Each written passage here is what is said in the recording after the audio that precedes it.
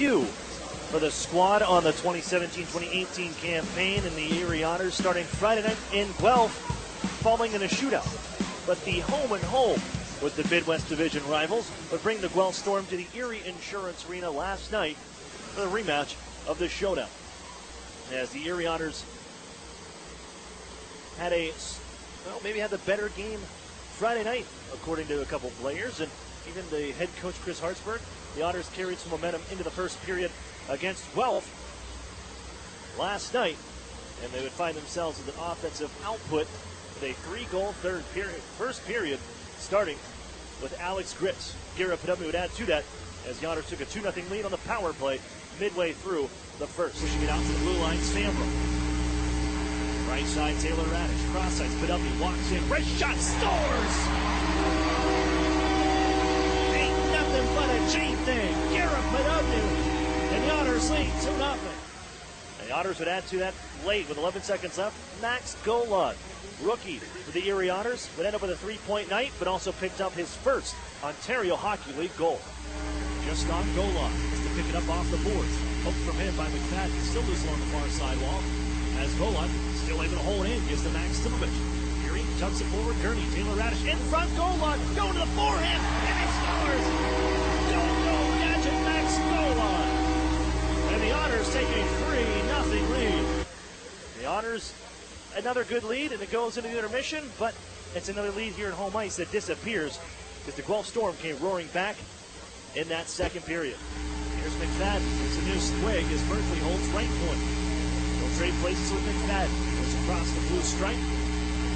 Still waits. Throws it to the front. Deflected around and in. Pinballed off a few skates. And I believe it'll still be Merkley's goal. Merkley initially giving credit for the goal, the highly talented defensive prospect coming up for the NHL draft, but eventually be changed to Cam Hillis as the Storm were on their way, and they would add to it in the third, taking a 4-3 lead before Alex Gritz would once again find the back of the net. Another 2-goal night for number 96. Golod, though, spins away from some traffic. Here he's going to have a chance here. Left wing side. It's Gritz!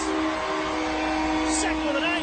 We're all tied up at 4. That would take us to the overtime, a conservative overtime, and then eventually a shootout. The Otters falling Friday night, and a shootout at the Sleeman Center, but on the Erie Insurance Arena ice, home ice advantage favored the Otters. Maximovich shooting first, 0 for 5 in his career on shootout attempts. That would change last night. Going to come with some speed from his own end. Picks the puck up at center. Comes in wide right. Moves in, makes his move, goes to the backhand and tucks it in. Shreeville self. Maximovich with his first shootout goal of his career. And the Otters have the lead. Taylor Radish would add to it. 2-0 Erie in the shootout. They would need one stop from Onan Oberoy as in came Alexei Toropchenko. Toropchenko takes it left. Now comes into the middle. Fires. Pass. Stop. Rackham from the Erie Insurance Arena. Oberoy with the stop, and the Otters take the game 5-4 in a shootout. A fifth straight win on the ice of the Erie Insurance Arena. Friendly confines indeed. But now the Otters put that on the line one more time. It's an Eastern Conference foe with the Sudbury Wolves into town. Otters 7-1 against the Wolves over the last 5 years. They'll look to continue that dominance here tonight. I'm Aaron Cooney, and this is the Erie Federal Credit Union pregame show. We'll get you set, lineups, rosters, all the moves. The Otters banged up, and we'll look at our UPMC injury report as well. More coming up. You're listening to the Erie Otters Radio Network on CBS Sports Radio 96.3 and 1260. Okay, John, shelves are stocked. So are the new Fast Play games from the Pennsylvania Lottery. Just pick your game, get your ticket, and see if you've won. Like Lucky You, with progressive top prizes. Yep, winning's never been faster. Not faster than me clearing these shelves. Dude, I hope you're even faster at restocking. Yeah. Fast Play. Play fast, win instantly. The Pennsylvania Lottery. Players must be 18 or older. Please play responsibly. Benefits older Pennsylvanians every day. Interstate Mitsubishi is now selling the Outlander Sport for its lowest price ever, $16,988. That's almost $5,000 less than its original MSRP of $21,890. For just $16,988, you can own an Outlander Sport with a 10-year, 100,000-mile warranty, 7 airbags, and 18-inch alloy wheels. This is the best deal on a brand new CUV you'll find anywhere, and it's only at Interstate Mitsubishi, 1/2 mile south of the Mill Creek Mall on Route 99. Price and prior to tax, title, and license fees. Lissa was diagnosed with breast cancer at Allegheny Health Network when she was only 27. One of my nurses dropped me off at my door, sent me a text and said, "You don't need to come outside. There's food for you and your husband outside."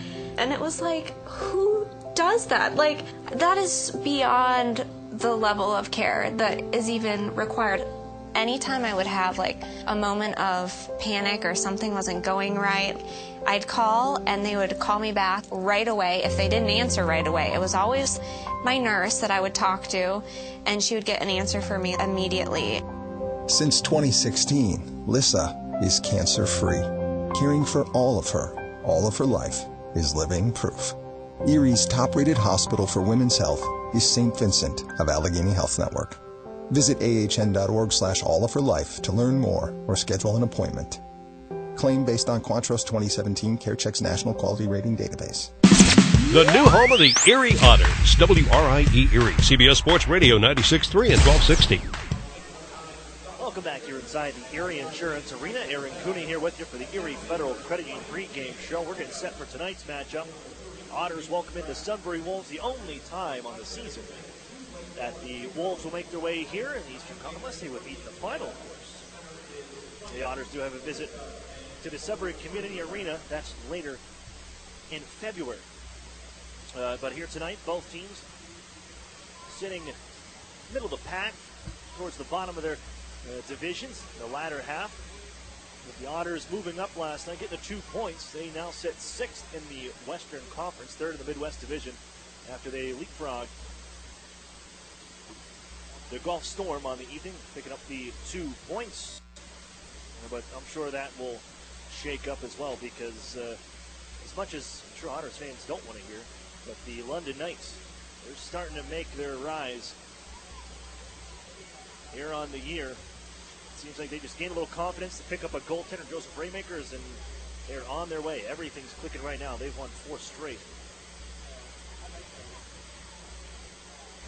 But the Otters for now with 14 points, 3rd in the Midwest Division. For tonight, looking at our Marshall Real Estate Services lineup, Erie's going with Troy Timpano, the former second-round pick of the Sudbury Wolves, 3-4-1-1, a 3.60 goals against average and an .869 save percentage for the 19-year-old goaltender, looking at turning 20 here in the month of November very soon. This leads us to our scratches. Here's where things will get interesting. Erie without 3 defensemen tonight. Scratch number 2, Mitchell Byrne. Number 5, Aiden Timmermans. Number 15, Stephane Patry. And number 47, Owen Hedrick. As they lost Owen Hedrick early on in the first period last night. And then later in the first, towards the end, Aiden Timmermans exits the game with an injury as well. So our UPMC injury report has got 3 defensemen on the shelf. Number 2, Mitchell Byrne, asthma. He's missed the last 2 weekends now with asthma complications. Aiden Timmermans, upper body, and Owen Hedrick, upper body as well, out for tonight. And heading into another weekend here for the Otter week. It's going to be busy, including the Wednesday 10:30 a.m., the school day game. But the Otters hope to get healthy. Because of that, in the lineup goes Curtis Henry on the blue line for Erie, and also Chad Yetman, the 17-year-old rookie right winger. He's going to back up, play the blue line because the Otters are that thin right now because of the injuries. On the other side, Sudbury, they also are dealing with injury problems. Out for them a host of players, including losing last night their backup goaltender, Marshall Frappier, 17-year-old from Ottawa, Ontario. He's out. The rest of the scratches for the Sudbury Wolves include number 16, Ryan Valentini. He's been out since game 1, as has number 18, Macaulay Carson. He was hurt in game number 1 as well. Scratch number 63, Liam Ross. Number 71, David Levin, the number 1 overall pick in 2015 by the Sudbury Wolves. Hit last night with a knee-on-knee collision from Kyle Langdon. Did not return. He's out tonight. And also scratch number 83, Zach Malik, as Jake McGrath gets the start for the Sudbury Wolves. 3-6-1-0, a 3.99 goals against average and an .882 save percentage for the Sudbury Wolves, 18-year-old goaltender out of Mississauga, Ontario. We're going to take for a break. When we come back, we'll catch up with Christian Gurney, Erie Otters. He's been on its air with Patrick Fellows, and they're teamed up with Garrett Podubny here tonight on a line. We'll catch up with Christian Gurney as the Erie Federal Credit Union pregame show rolls along. Right here, you're listening to the Erie Otters Radio Network on CBS Sports Radio 96.3 and 1260. Okay, John, shelves are stocked. So are the new Fast Play games from the Pennsylvania Lottery. Just pick your game, get your ticket, and see if you've won. Like Lucky You, with progressive top prizes. Yep, winning's never been faster. Not faster than me clearing these shelves. Dude, I hope you're even faster at restocking. Yeah. Fast Play. Play fast, win instantly. The Pennsylvania Lottery. Players must be 18 or older. Please play responsibly. Benefits older Pennsylvanians every day. The Nissan Altima. It's now 30% off its manufacturer suggested retail price. This stylish car is a 2017 Top Safety Pick Plus, and it gets up to 39 miles per gallon. And it's 30% off its MSRP. Another amazing price is on the Nissan Versa. It's selling at its lowest price ever, only $11,990. Come see the Altima and Versa at Interstate Nissan, 1.5 miles south of I-90 on Route 19. There's 2 or more at each price. Altima HN 307132 Versa HL 866268. The Sheraton and Courtyard Erie Bayfront Hotels are proud sponsors of the Erie Otters. Join them for their pregame and postgame celebration at the award-winning Bayfront Grill or the brand-new Shoreline Grill, located just minutes away from all the action. Let them help you fuel up for the high-energy game with their extensive menus and craft brew selections. You ought to be dining with the best. The Sheraton Erie Bayfront Grill and Courtyard by Marriott.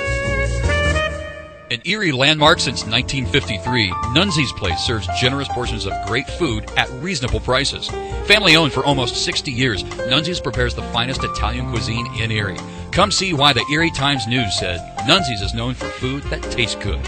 Nunzi's Place, located at 2330 East 38th Street near the Bayfront Connector. To call for reservations or place an order for takeout, call 825-2940. Nunzi's, known for Italian food that tastes good since 1953. The new home of the Erie Otters, WRIE Erie, CBS Sports Radio 96.3 and 1260. Welcome back inside the Erie Federal Credit Union pregame show. Aaron Cooney here, joined at this time by Otters forward Christian Gurney. And Christian, the first thing I want to ask you, what's it like being one of the grizzled vets on this team now? And we've seen some of the young faces and some of the changes that go on last year and now to this season, and you're one who looked up on as a leader.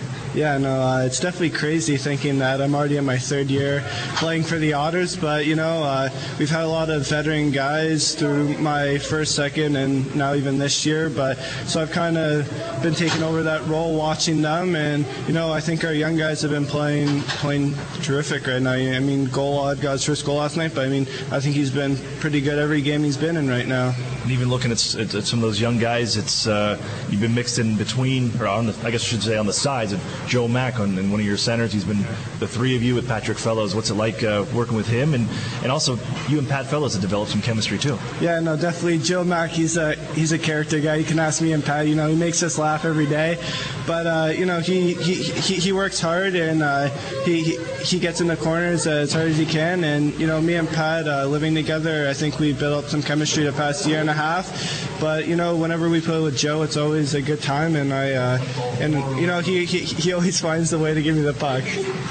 For Patrick and you living together and that change happening last year, does that go into from the off-ice stuff to the on-ice? How does that transfer over in the chemistry you found now playing together? Yeah, we definitely built up a lot of chemistry. Like I said, living together, we pretty much do everything together, you could say. And, it's been a good time having Pat around. I think he's one of my best buddies on this team, you can say. And I think it kind of translates to what we do on the ice. Now, you guys love playing on home ice.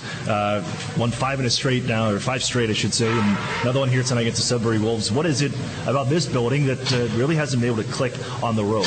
Yeah, I definitely think our fans play a pretty big factor in that. They're always rooting for us, even if we're down. They always give us that little bump of energy. But I think when it comes to road games, we're going to have to come more prepared to start winning games. But that last game we lost in Guelph, I thought we played a pretty good third period. A shootout loss can't really do much, but we're just going to move on to our next away game and hopefully be better.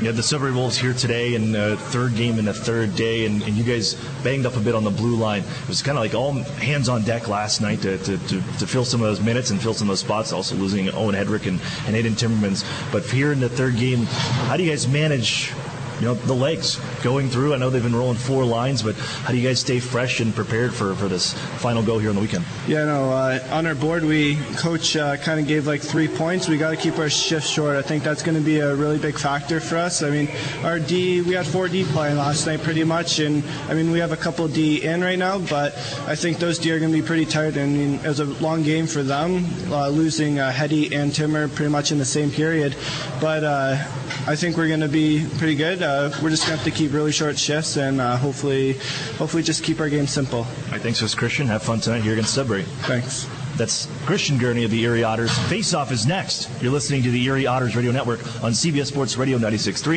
and 1260. Okay, you about ready to get your first treatment? Yes. Joanne is fighting her cancer with radiation.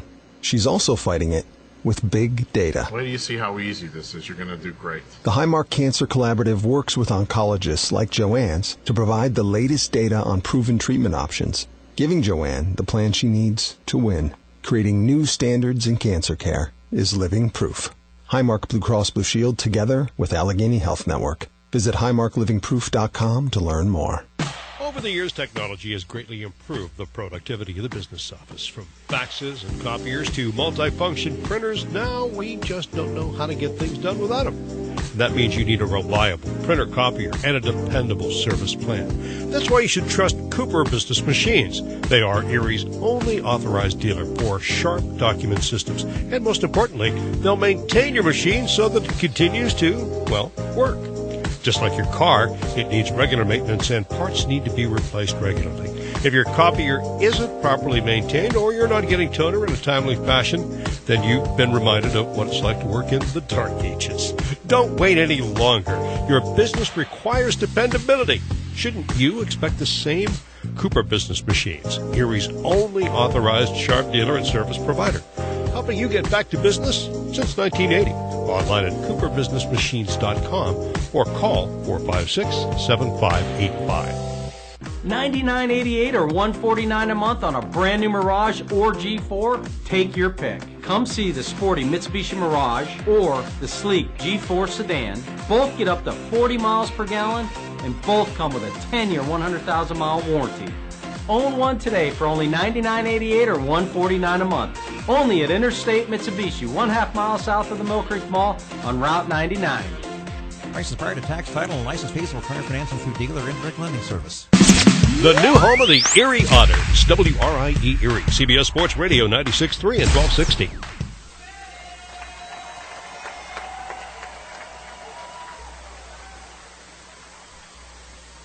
Good evening, ladies and gentlemen, and welcome inside the Erie Insurance Arena, where tonight the Ontario Hockey League presents the Erie Otters hosting the Sudbury Wolves.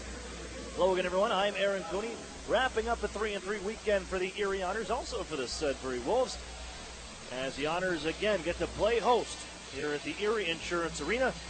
They have won 5 straight games, including last night's shootout victory 5-4 over the Guelph Storm. Changes in the net for the Otters. Troy Timpano, he'll get the start against his former team, drafted in the second round in 2013. Timpano this season, 3-4-1-1, a 3.60 goals against average and an .869 save percentage in his 9 starts. For the Wolves, Jake McGrath. This is puck into action.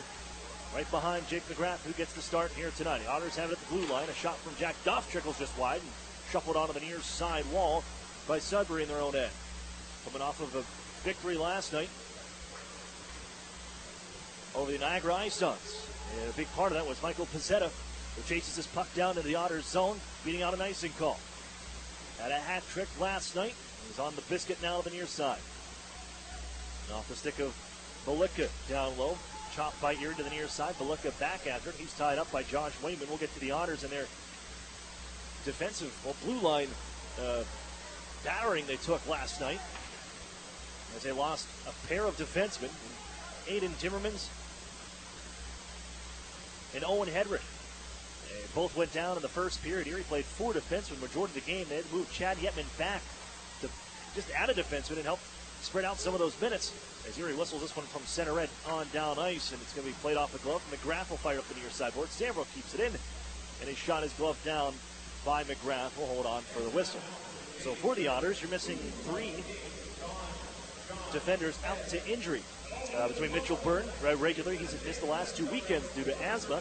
Aiden Timmermans, Owen Hendrick out. Stefan Patry, the other scratch for the Erie Otters. As Curtis Henry back in the lineup for Erie, and Chad Yetman will be playing some defense for Erie here tonight. He's paired up with Henry as the Otters' third pairing. Ryan Martin sends it around the horn after the face-off win for Erie. Comes to Sambrook. He lets another one go, blockered away. That one came up high on McGrath. Taylor Radish picks up the rebound into the corner behind the goal. Trying to duck away from the checker was Maksimovic, but it's flipped on to the near side. Maksimovic will find it back from Lodnia, trying to get out in front. Taylor Radish is stopped by McGrath as Sambrook able to keep this puck alive. It rolls off the body of Lodnia, and out to center ice goes Troy Lajeunesse into the Otters' own right wing. Otters are familiar with him, former Sarnia Sting, and his attempted give out to Candela at the blue line, off the mark, and all the way back to Sudbury territory. Nearly 2 minutes in here from the Erie Insurance Arena. Just underway, no score, Otters and Wolves. That's Darian Pilon. Gets it into the Otters zone, runs into some resistance, and the Otters poke it on forward. As Garrett Podubny carries from the left wing side, able to bounce it on to the near side circle where it's grabbed by Drake Pilon, and ahead for his twin brother Darian, but Erie grabs Yetman as a defenseman tonight. Sprung forward by Henry. Podubny couldn't take it. And it's again on for Sudbury. And the Pilons come in, right wing side. Drake.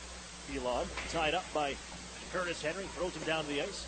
Followed up by Darian Pilon, gives to the blue line. Shot from the point, sticked away by Troy Timpano. Curtis Henry on after it. Goes down to one knee, trying to move it behind the goal. It's going to be picked up there by Sudbury, trying to get out in front. Blocked on the dish by Garrett Podubny. He reaches forward, gives to Patrick Fellows. He'll flip it across his own blue line, and it's going to be grabbed by Candela to rip right back into the Erie zone and played by Troy Timpano. Yetman gives off to Emmett Sproul back in the lineup. Out to center ice. It's thrown in by Zachary Snow, and Sproul again back on the biscuit. Erie's first round pick as he was chased by Blake Murray, the first round pick of the Sudbury Wolves. And Erie out to center. Off a skate of Carson Edwardson. Gets down ice, where it's moved by O'Grady. Along the near side boards. A couple of bodies down along the ice, but it's out to center ice. Sudbury. And into the Otters zone left wing side, trying to get out to the front of the net. Off the mark with a man in front. Murray gives cross ice. Here's Snow with a shot blocked in front. Rebound in front, and Erie. Joe Mackin would pick it up. Skated out of danger and give to Max Golod, who ducks around to check. Golod, a three-point night last night, including his first Ontario Hockey League goal. Left it on the near side. Erie was changing behind the play. The reinforcements in on the action as Gritz and Robinson knock it loose. So Grady slides to the far side. Jack Duff's going to keep it in. He overskated on the stick handle, where it's sent back towards Erie and their ice. Sudbury's guilty of an icing call. 16:07 to go, first period. Just getting underway from the Erie Insurance Arena. Otters 7-1 against Sudbury in the last 5 seasons. And that one, the 1 in 7-1, is Troy Timpano. He shut out the Erie Otters here back in December of 2015. Right here at the Erie Insurance Arena. Just before the holiday break, World Junior time. The face-off to the right of Jake McGrath. Erie's going to find the puck in the corner, give out to Jack Duff, the blue line. Partnered up with Josh Wayman tonight. And Lodney is going to find it behind the net. Nice little stick lift to take it away from Snow. Gives off Maksimovic, shot blocked. Bounces onto the far side circle. Erie gives to Wayman at the blue line. Fakes the slapper, goes across, and leaves it for Jack Duff. He was backing up defensively. And it's chopped out to center ice by McConville. Pass ahead, Maksimovic swept into the zone. Off the paddle of McGrath, and it trickles onto the far side corner. Kyle Rhodes, the former Guelph Storm there. Bouncing puck towards the middle of the ice. Stepping up, Doug Blaisdell, former Ranger. A lot of Western Conference foes the Otters have seen the last few years stacked up here on the Sudbury team. But Pizzetta onto the near side corner, Erie territory. Hit by Jordan Sambrook, put to the wall. It's Taylor Radish, unable to clear.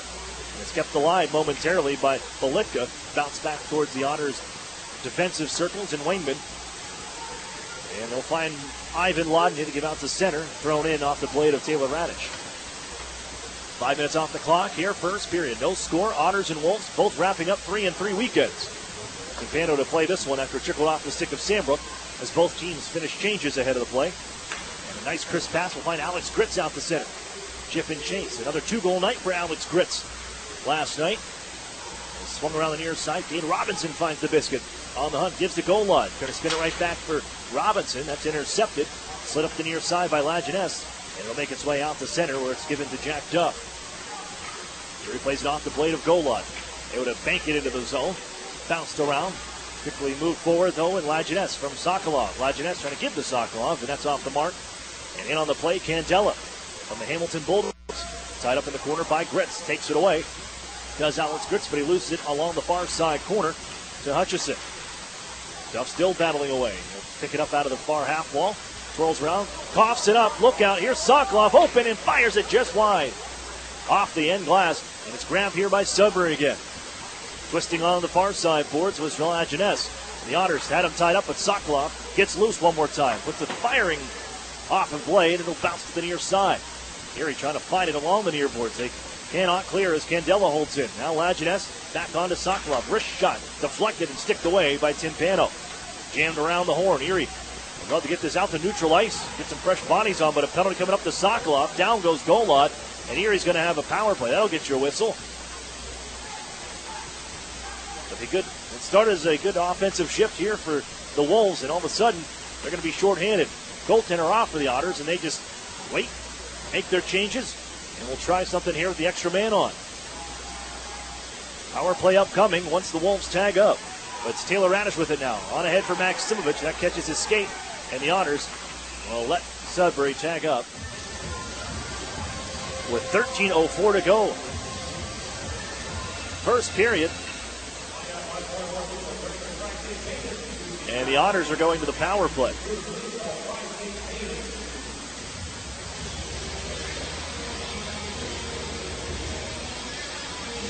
Two for two last night with the man advantage for the Erie Otters against the third-ranked PK unit of the Guelph Storm. They look to keep that magic rolling. Power play unit, no Owen Hedrick, as he's out tonight with an upper body injury. But Garrett Padubny had a power play goal, as did Max Golod. Sudbury takes this one and will ramp it down ice. Boarding's the call, and Erie to the power play. Shots here with 7 minutes off the clock. 2-1 in favor of the Otters, as Erie able to get into the zone left wing side, but run out of the play was Garrett Padubny. Erie follows up. Maxim, which has a lot of room, walks in. Wrist shot. Stop made McGrath. Rebound trickles on behind the goaltender down to the far corner. Whacked on the far side boards, held in. Sandbrook, big drive off the mark. And Radish will hold in from the point after that. Caro. Sandbrook, left side, Padubny from the circle. Another wrister. That's blocked, and they'll bounce out to neutral ice, and Erie has to tag up. Sudbury changing penalty killers. As Taylor Radish whirls around in the neutral ice area, and the Otters offside on the dish for Ladnia. Minute 8 with the power play. Dmitry Sokolov out, serving a 2-minute boarding minor. Otters power play moved up 5 spots from last night, going 2 for 2. 11th in the league now at 17.5%. Sudbury Wolves, the 16th ranked penalty kill at 75.7%. Erie back at their own end. Wayman starts to move forward. On for Robinson, launched onto the far side corner. Chasing is Christian Gurney.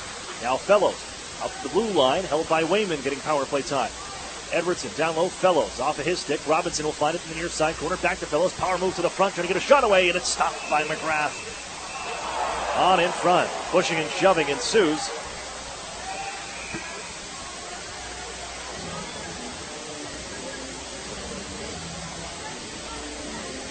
They'll be separated.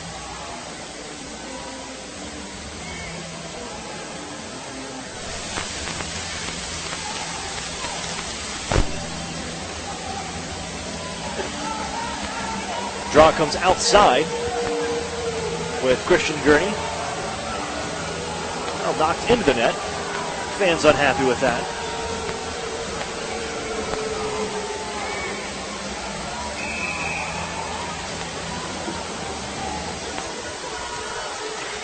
Face off, be in front of the Wolves bench. Here he brings us back, and now Gurney drops it off for Carson Edwardson. Back to Wayman, some open ice on the left wing side, and he'll enter in here. He sets up for the final half a minute on the power play. Edwardson to Robinson, long range wrister, snagged out of the air by McGrath.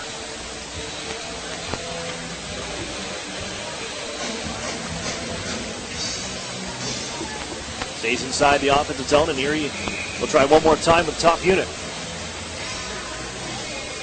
For 24 seconds to work with. Ladnia, Radish, Maksimovic, Podubny, Sambrook. Ladnia's waved out of the face-off dot. That'll bring the left-hander, Maksimovic. Tie him up, wingers jump in, push back for Sambrook. Erie controls. And it's Sambrook center point. Taylor Radish right side. Center point again, Sambrook. Now Podubny left circle. Trying to go across the ice. It's off the stick and then cleared by Sudbury. Well, they just read that one the whole way. They knew that Erie wanted to give a cross with those point men. That umbrella kind of formation. Deflect the pass away and clear, and the power plays over. Erie 0 for 1. Taylor Radish sends it in from center red. He'll chase after Candela. Rammed by Radish, but he's able to clear this off the glass and out to center ice. Martin and Sambrook paired up here. As Sambrook, a little bit of room out to center ice. Ducks around two men. Has it in the offensive zone and then sends it on for Ladnia. Pass behind him. And it's carried away the other side by Blake Murray. Has the puck taken off his stick for a moment by Martin, who leaves it at the defensive circle, and then flipped out to center by Radish as Erie makes her way to the bench. Angled up the near side boards. Still at neutral territory. Candela bounce it forward. That goes off the stick to back, and Wayman just nudges it ahead. Finds center red, backing up Cade Robinson, gives ground. Erie finishing the change of their blue liners as jacked up. Little shake and bake, and they'll find Max Golod. Erie still in their own end, and Golod, right wing side, picks it up on the backhand, sends it on for Gritz, who stick handles nicely from a man, and Erie in offensively. Here's Golod behind the goal, trying to bring it out towards the front. Jam in front, hack and whack, and Robinson finds Painter. We got a grease man in Erie, and Robinson's got his third of the season.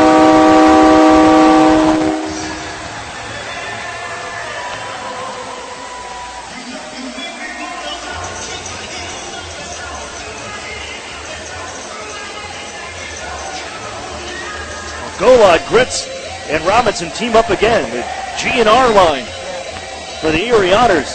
Combined for a few goals last night. And they're on the board first once again for the Otters. And Cade Robinson with his third of the season. And it's 1-0 Erie. Now they're going to go review it. So I think they're going to look at it was offside. And it's going to be hard to tell because the entry's right along the near side wall.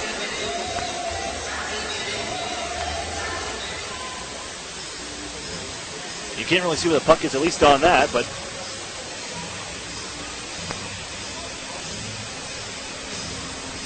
nothing wrong as we look at the actual goal, but I think they're taking a look at if it was offside or not. But the discussion will finish up here. And well, they're off the horn, and now they're just going to come to the two benches. They didn't get a point or a washout or anything. As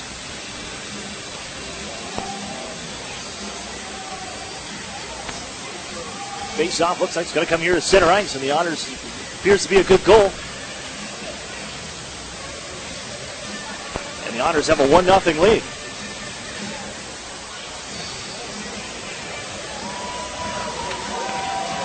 All set. Robinson is third. And the Otters are up by 1. Marion Pilon centers on.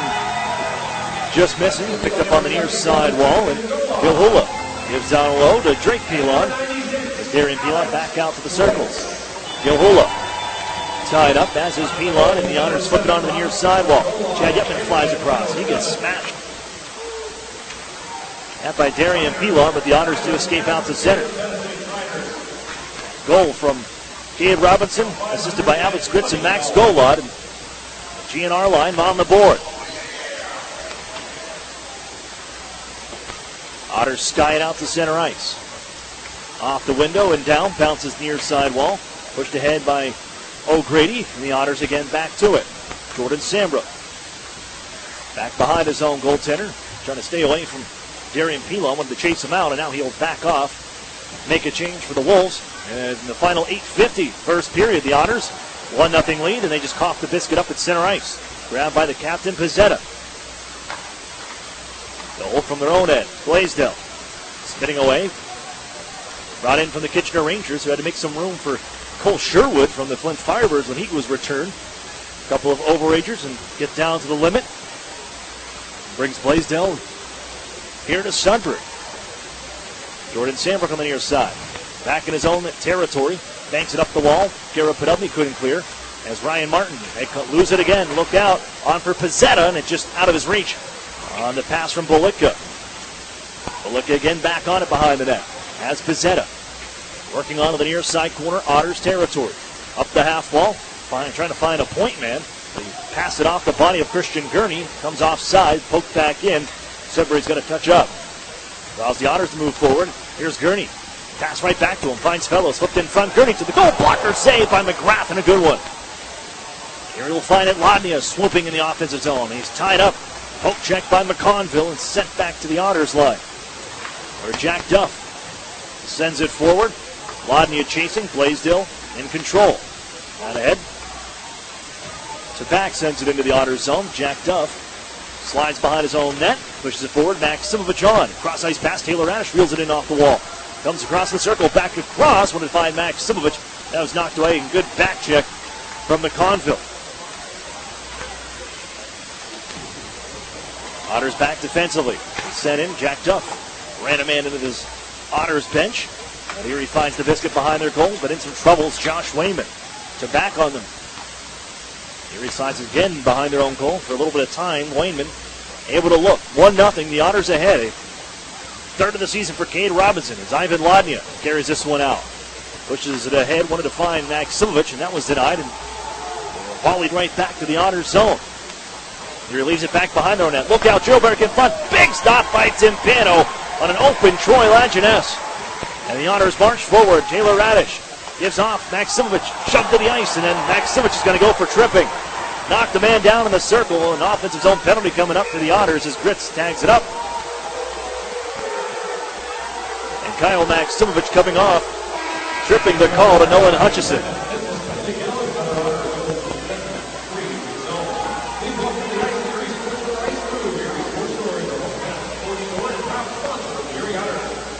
It's 1-0 first period. Otters with the lead.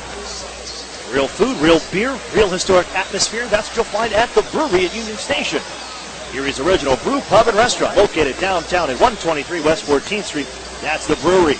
Proud sponsor of the Erie Otters.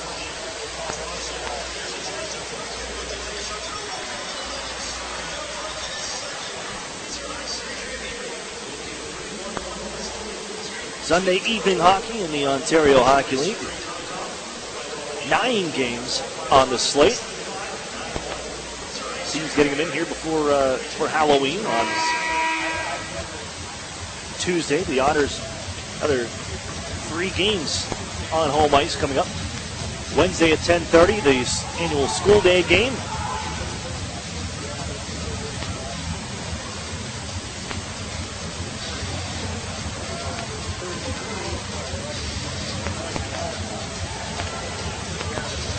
And then Friday and Saturday, we'll see the Oshawa Generals. And then Saturday, the Memorial Cup final rematch here from the Erie Insurance Arena against the Windsor Spitfires. Back to action here, the power play on for Sudbury. Chasing far side, Kyle Rhodes. They're able to keep it in. It's bounced to the circle. Troy Lajeunesse. Left in the corner. They follow up. Poked by Erie. Grabbed by Ladnia, and he'll make his move out to center. Wheels back to his own end. in some traffic, spins almost hooked two Sudbury Wolves into each other, but Candela able to hold in from the blue line at the miscue, and the Otters stop one from the point. Timpano holds on the attempt from Kyle Rhodes.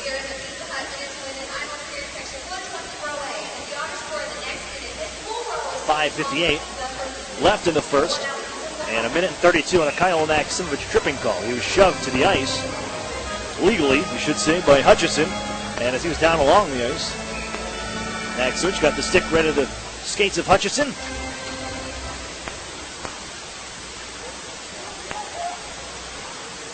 Resulting in the penalty. Here's Sudbury. Well, I was going to say they had it in the zone, but it's brought offside by Rhodes and draws another whistle.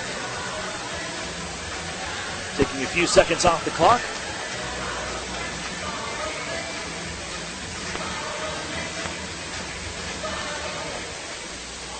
And Sudbury wins this draw from center. Left wing side, Lajeunesse in. Power play, 14th in the league at 17.1% for the Sudbury Wolves. And then now another penalty coming up. Fellows was tripped up. We're going to be even. 4-on-4. It'll be Pizzetta. The captain on his way to the box. Trips up Fellows out of that pile up from the near side wall. And we'll skate 4-on-4.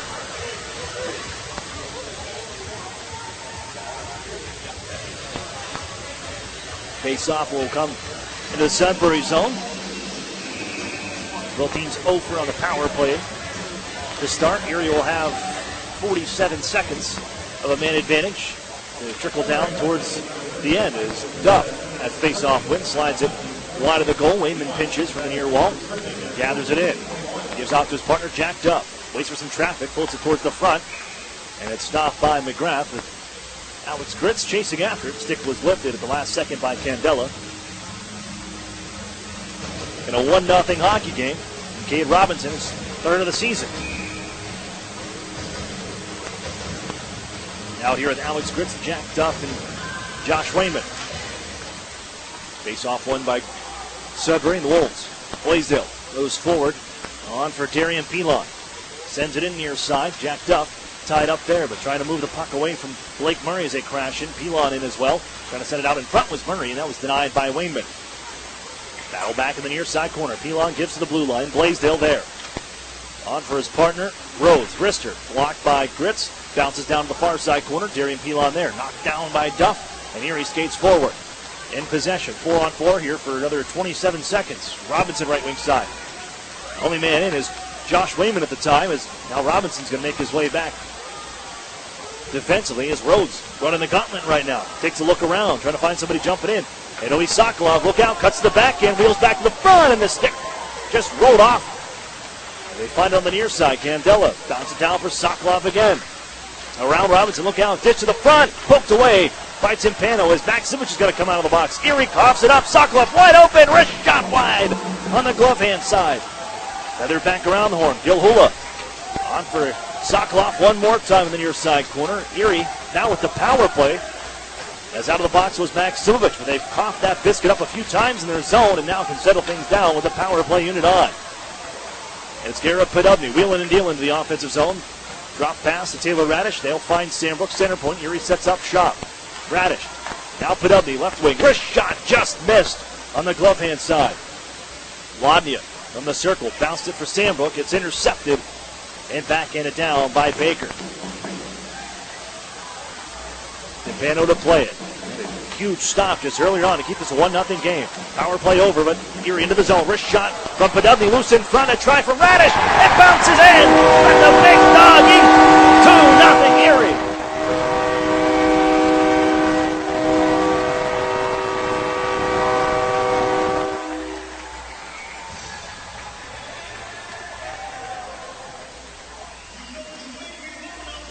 Well, Garrett Podubny puts the puck on goal and it just bounced to the bottom of the left wing circle.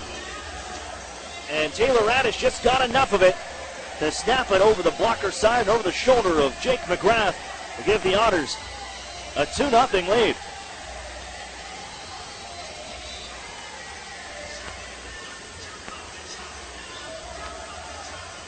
Another first period lead for the Otters.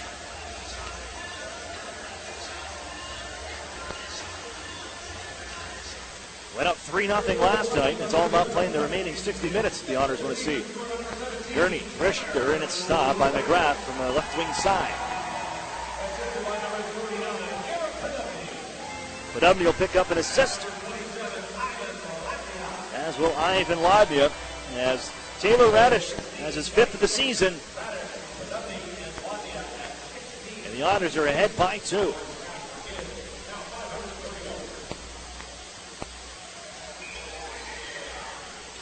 Offensive zone draw, Joe Mack lost this draw as the Wolves bounce it out towards center ice.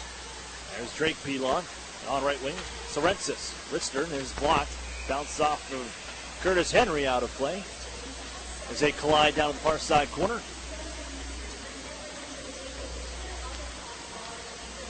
Emmett Sorensis, he's the number 7 overall pick at the under 18 draft. The annual, or the inaugural, I should say, U18 draft. The OHL started last April. And signed here with the Sudbury Wolves, drafted from the Oakville Rangers. 17-year-old blue liner. As his face-off, shot was blocked right off from Sokolov, and it bounces on to the far corner. Lajeunesse there. Thrown down by Sambro. Erie after it. Alex Griffiths. He'll bank it forward for Robinson. And now joining the play, Wainman. He comes in. Drops off for Max Golod, and his pass cross ice. That was defended and blocked off the stick. Erie gives out to Sambrook, and now Wainman picks it up left side. Fling it towards the goal, off the stick wide. Erie brings the near side. Throwing to the front was Gritz. It was blocked. And the Otters back on the forecheck. Down low, Golod. Back for Gritz on the near side corner. Looking for Robinson. Pass is intercepted. And Sokolov, with one hit on the stick, just drifts it forward for Lajeunesse. Bumped by Sambrook. Puck loose down near side corner. Hutchison. Hit by Sambrook again. Like a bull in a china shop. Throws another one. Onto Lajeunesse, the near side wall, but Erie unable to clear that biscuit. And finally, it's Golod playing one off his body as he wheels around in front of his own net. And Gritz is going to play the puck. Erie still can't get it in deep.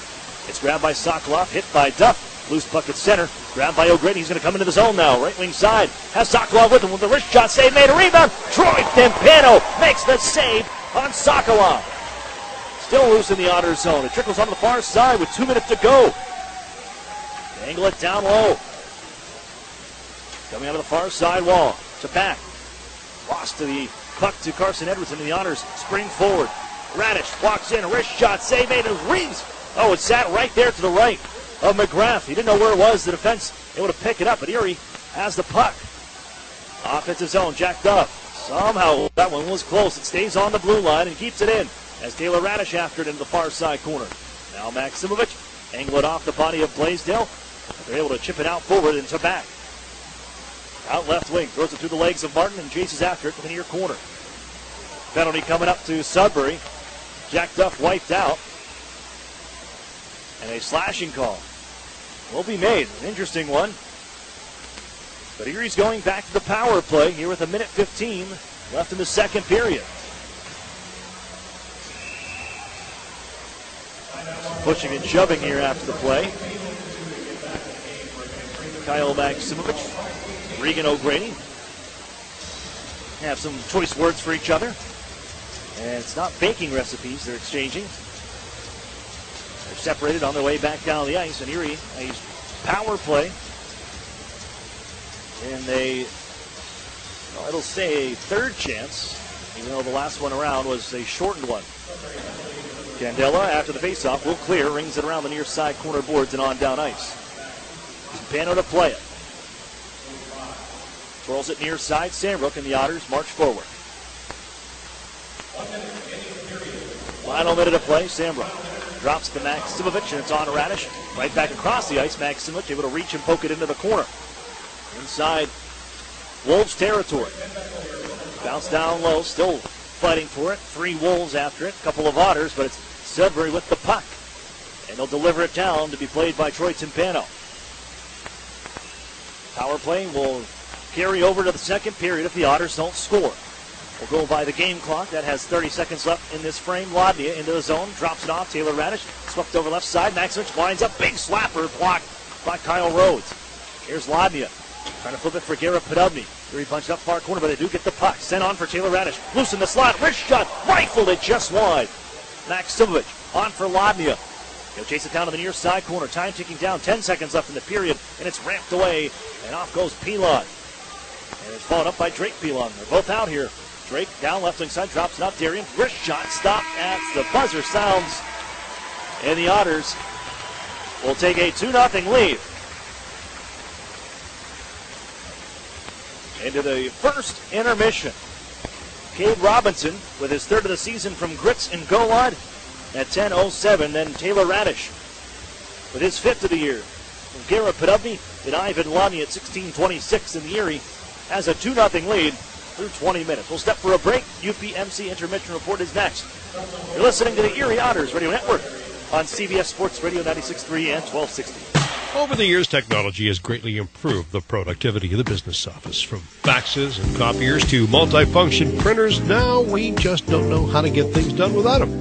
That means you need a reliable printer copier and a dependable service plan. That's why you should trust Cooper Business Machines. They are Erie's only authorized dealer for sharp document systems. And most importantly, they'll maintain your machine so that it continues to, well, work.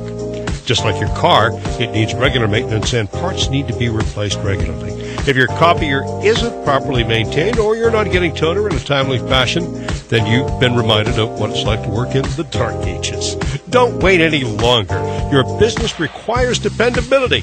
Shouldn't you expect the same? Cooper Business Machines, Erie's only authorized sharp dealer and service provider, helping you get back to business since 1980.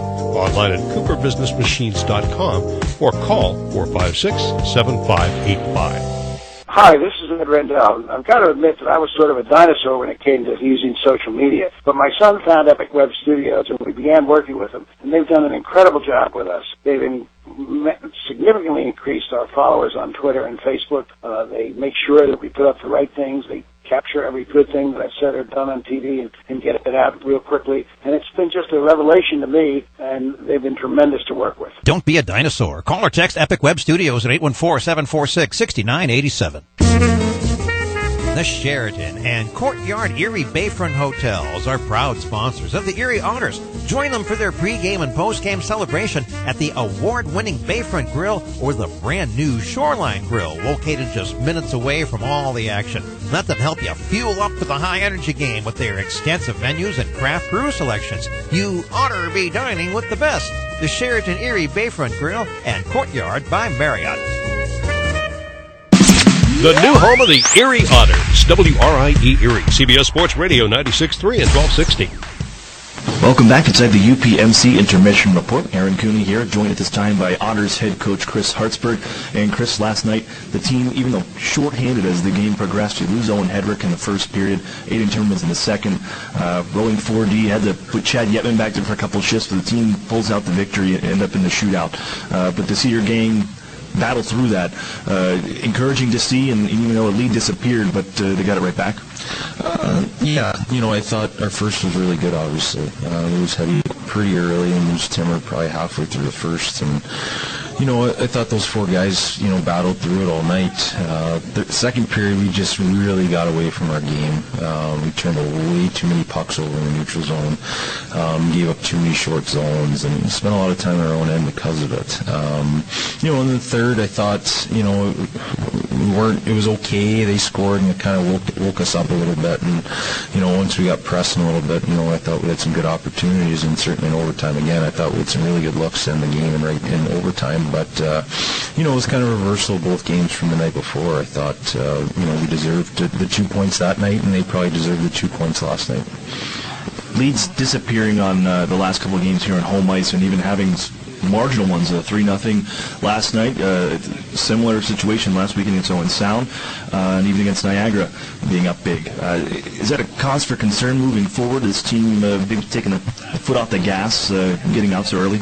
You know what, maybe, but I'm also looking at the goals that are going in, and, you know, 2 of them last night are off our own players, and, you know, really when it's crossbar bounced back, it's Pat Fellows goes in the net, and their third one goes off 2 defensemen skates in separate instance and ends up in the back of our net. So, you know, those are a little bit fluky at times, but, you know, I think, yeah, we don't want to be giving up leads, obviously, like we have.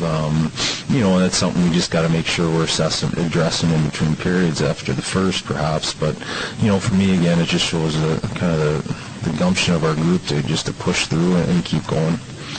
And getting the hard work, it seems like Max Golod, Alex Gritz, and Cade Robinson have really been the last couple of games driving the train for that. But last night, rewarded 3-point night for Max Golod, gets his first OHL goal, and Alex Gritz another pair of goals. But for those guys, it seems the depth scoring has really picked up for the Otters, and they're not relying as heavily on that top unit. No, and that's what we want. You know, it seems like it's been a different line every night, but certainly the last 2 nights it's been that Gritz line that's provided some offense for us. And, you know, I think it's important as we go through the year that we do get, you know, that score and support each and every night from, you know, whether it be 2 or 3 lines. And, you know, I think that right now the way our team's built, you know, yeah, we have that top group, and whether or not they stick together the rest of the year, we'll see. But, you know, having those 3 lines that, you know, can consistently play and not have to worry about matchups, I think it's important for our team and the way we want to play the game too. Any update on the 2 defensemen going in? I know Curtis Henry on the sidelines is a healthy scratch, but Mitch Byrne has also been out for a while. The asthma, dealing with those complications. But coming into tonight's matchup, team looking short-handed? No, I mean we'll have our 18 skaters. You know, we have some forwards, and obviously Chad being able to fill in on the back end, so Curtis will spot in, and Chad will see some shifts back there, and we'll have our full allotment of players here tonight. How do you divide it up? Because now you're into a situation where you've got a handful of rookies back on the blue line and only a few veterans to work with. And Jordan Samrup, maybe the guy that is going to be leaned on heavily, I'm sure, to take up some of those minutes after missing Owen Hedrick. But how much more do you count on Josh Wayman and Ryan Martin? Well, I mean, these are kids that have played in the league already. And, you know, they've played every game up to this point. And, you know, Marty especially has played some heavy minutes. And Wayner's, you know, started to play bigger minutes here.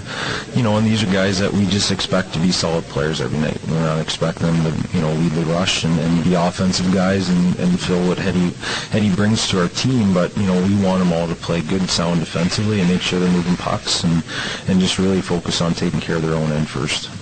Third game and a third day, and it's really from this weekend and into the next week with another stretch of games, including their morning game. But do you get into a point where you start watching minutes for guys, or even though it's early in the season, is it a problem to see so many games squeezed together like a weekend like this and then moving forward? Well, we've been trying to roll for as much as we can this whole entire weekend, actually, just knowing we had this third game tonight. And, you know, obviously when we get into situations like, you know, late in games or protecting leads, you know, we'll get guys out there we need out there. But tonight we'll plan on playing 4 lines and seeing how it goes. And certainly the advantage of being at home ice and having that last change allows us to be more creative with that. And then next week, you know, we have all 3 games at home as well. So, you know, this heavy schedule, yeah, it's a burden on us a little bit, but certainly we're fortunate to be at home for these next 4 games. Hey, thanks, Coach, and good luck here against Sudbury. Yeah, thanks, sir. That's Chris Hartsburg of the Erie Otters. More hockey coming up. You're listening to the Erie Otters Radio Network on CBS Sports Radio 96.3 and 1260. Okay, John, shelves are stocked. So are the new Fast Play games from the Pennsylvania Lottery. Just pick your game, get your ticket, and see if you've won. Like Lucky You, with progressive top prizes. Yep. Winning's never been faster. Not faster than me clearing these shelves. Dude, I hope you're even faster at restocking. Yeah. Fast Play. Play fast, win instantly. The Pennsylvania Lottery. Players must be 18 or older. Please play responsibly. Benefits older Pennsylvanians every day. The Sheraton and Courtyard Erie Bayfront Hotels are proud sponsors of the Erie Otters. Join them for their pregame and postgame celebration at the award-winning Bayfront Grill or the brand-new Shoreline Grill, located just minutes away from all the action. Let them help you fuel up for the high-energy game with their extensive menus and craft brew selections. You oughter be dining with the best. The Sheraton Erie Bayfront Grill and Courtyard by Marriott. At Tim Hortons, we've got something new. Because we know change is exciting. Change is good. Change is delicious. Try our new hash brown sticks. Golden and crispy, they're perfect for dipping and sharing. Pair them with our new Western Omelet Breakfast Sandwich. Get both for just $3.49. Only at Tim Hortons. At participating U.S. restaurants for a limited time. Offer valid with biscuit, English muffin, and classic bagel breakfast sandwiches with protein, Western omelet, and cheese. Listen to this. Do you hear that? That's the sound of all the people clicking on your website right now. That's right, crickets. Get a website worth clicking about. Call or text Epic Web Studios at 814-746-6987 and turn silence into this.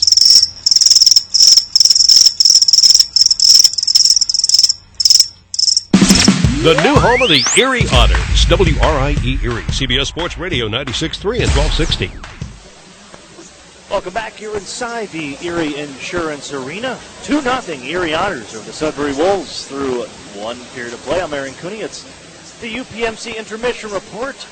And we'll just jump right into the recap how we got here today before taking a look at some of the 8 other games on the slate. In the Ontario Hockey League schedule, the Otters here tonight, a little slow to get going, but when they did, the game got going, and guess who was sitting front seat? Golod, Gritz, and Cade Robinson once again on the board, teaming up. 10:07. Forecheck into the zone. Dragged out to the front of the goal with Golod finding Gritz. As that rebound trickles on to the right of goaltender McGrath, Cade Robinson follows up and puts it into an open net. 1-0 Erie as he has his third of the season. And at 16:26, Otters with another, well, they had a couple power play chances. This was after a power play had just ended. Garrett Podubny into the zone right wing side, fires one towards the net. Rebound bouncing in front. They tied up Kyle Maximovich, but Taylor Radish follows up, puts it home for his 5th of the year, and it's 2-0 Erie here through 20 minutes. Well, real quick, we'll take a look at our out-of-town scoreboard, brought to you by the Sheraton and Courtyard Erie Bayfront Hotels, proud sponsors of the Erie Otters. You Otter be staying with the best. Couple finals from today. Kingston Frontenacs 3-2 over the Saginaw Spirit in overtime. Kitchener Rangers 2-1 over the North Bay Battalion. Mississauga Steelheads 4-1 over the Niagara Ice Dogs. That's a final. Windsor Spitfires 5-4 over the Owen Sound Attack. That's a final as well. Elsewhere, Peterborough Petes with an 8-3 win over the Hamilton Bulldogs. Sarnia Sting, that's a 6-2 over the Flint Firebirds. That's another rough loss for the Flint Firebirds. They got smacked around by the Sioux Greyhounds last night. Another one here. In action here tonight, the Guelph Storm with a 2-0 lead over the London Knights into the third period. How about that? Cam Hillis doing it again. 4-point night last night for the rookie. 2 goals. We got another one here tonight. And the late action, doing warm-ups right now, but at 6:05 face-off, Ottawa 67s visiting the Oshawa Generals. All right, got a second period coming up next. You're listening to the Erie Otters Radio Network on CBS Sports Radio 96.3 and 1260. Okay, you about ready to get your first treatment? Yes, Doctor. Joanne is fighting her cancer with radiation. She's also fighting it with big data. Wait till you see how easy this is. You're going to do great. The Highmark Cancer Collaborative works with oncologists like Joanne's to provide the latest data on proven treatment options, giving Joanne the plan she needs to win. Creating new standards in cancer care is living proof. Highmark Blue Cross Blue Shield together with Allegheny Health Network. Visit highmarklivingproof.com to learn more. Where's the only place to get official Erie Otters merchandise? Well, that would be by visiting the Erie Otters store, of course. Part of the Erie Otters front office, located at 201 East 8th Street. Fans can browse the largest selection of certified official Erie Otters shirts, hats, sweatshirts, novelties, and more. While you're there, order your custom-made Otters jersey, now available in the new white version. Merchandise is also available 24/7 online at erieottersstore.com and can be purchased at the Erie Insurance Arena at pop-up shops during all Erie Otters home games. Show your Otters pride and wear what the team wears. Hi, this is Ed Rendell. I've got to admit that I was sort of a dinosaur when it came to using social media. But my son found Epic Web Studios, and we began working with them. And they've done an incredible job with us. They've significantly increased our followers on Twitter and Facebook. They make sure that we put up the right things. They capture every good thing that I've said or done on TV and get it out real quickly. And it's been just a revelation to me, and they've been tremendous to work with. Don't be a dinosaur. Call or text Epic Web Studios at 814-746-6987.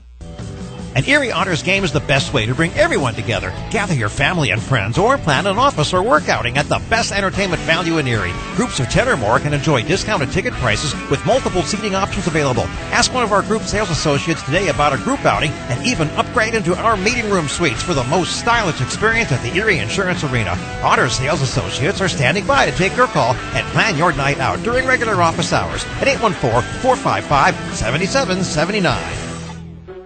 As more and more companies offer their employees a choice of health plans, more and more people are deciding UPMC Health Plan is the best choice. With affordable in-network access to UPMC and other doctors and hospitals in your community, plus award-winning customer service, it's no wonder UPMC Health Plan is the fastest-growing health plan in the region. So when your employer gives you a choice this year, make the choice more and more people are making. Choose the best. Choose UPMC Health Plan.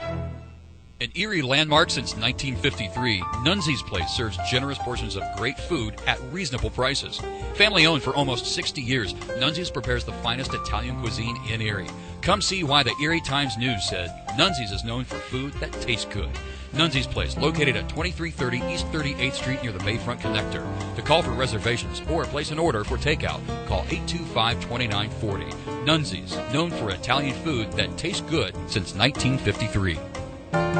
Interstate Mitsubishi is now selling the Outlander Sport for its lowest price ever, $16,988. That's almost $5,000 less than its original MSRP of $21,890. For just $16,988, you can own an Outlander Sport with a 10-year, 100,000-mile warranty, 7 airbags, and 18-inch alloy wheels. This is the best deal on a brand new CUV you'll find anywhere, and it's only at Interstate Mitsubishi, 1/2 mile south of the Mill Creek Mall on Route 99. Price and prior to tax, title, and license fees. The new home of the Erie Otters, WRIE Erie, CBS Sports Radio 96.3 and 1260. Back to action here from the Erie Insurance Arena. Erie, the 2-0 lead, and on the power play they go to start this second. 30 seconds left with it.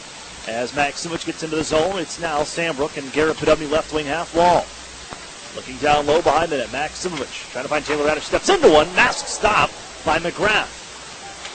Behind the net and chipped onto the corner. Erie centers in front. Here's Podubny, tries the shot, banks around, and Erie couldn't put it home.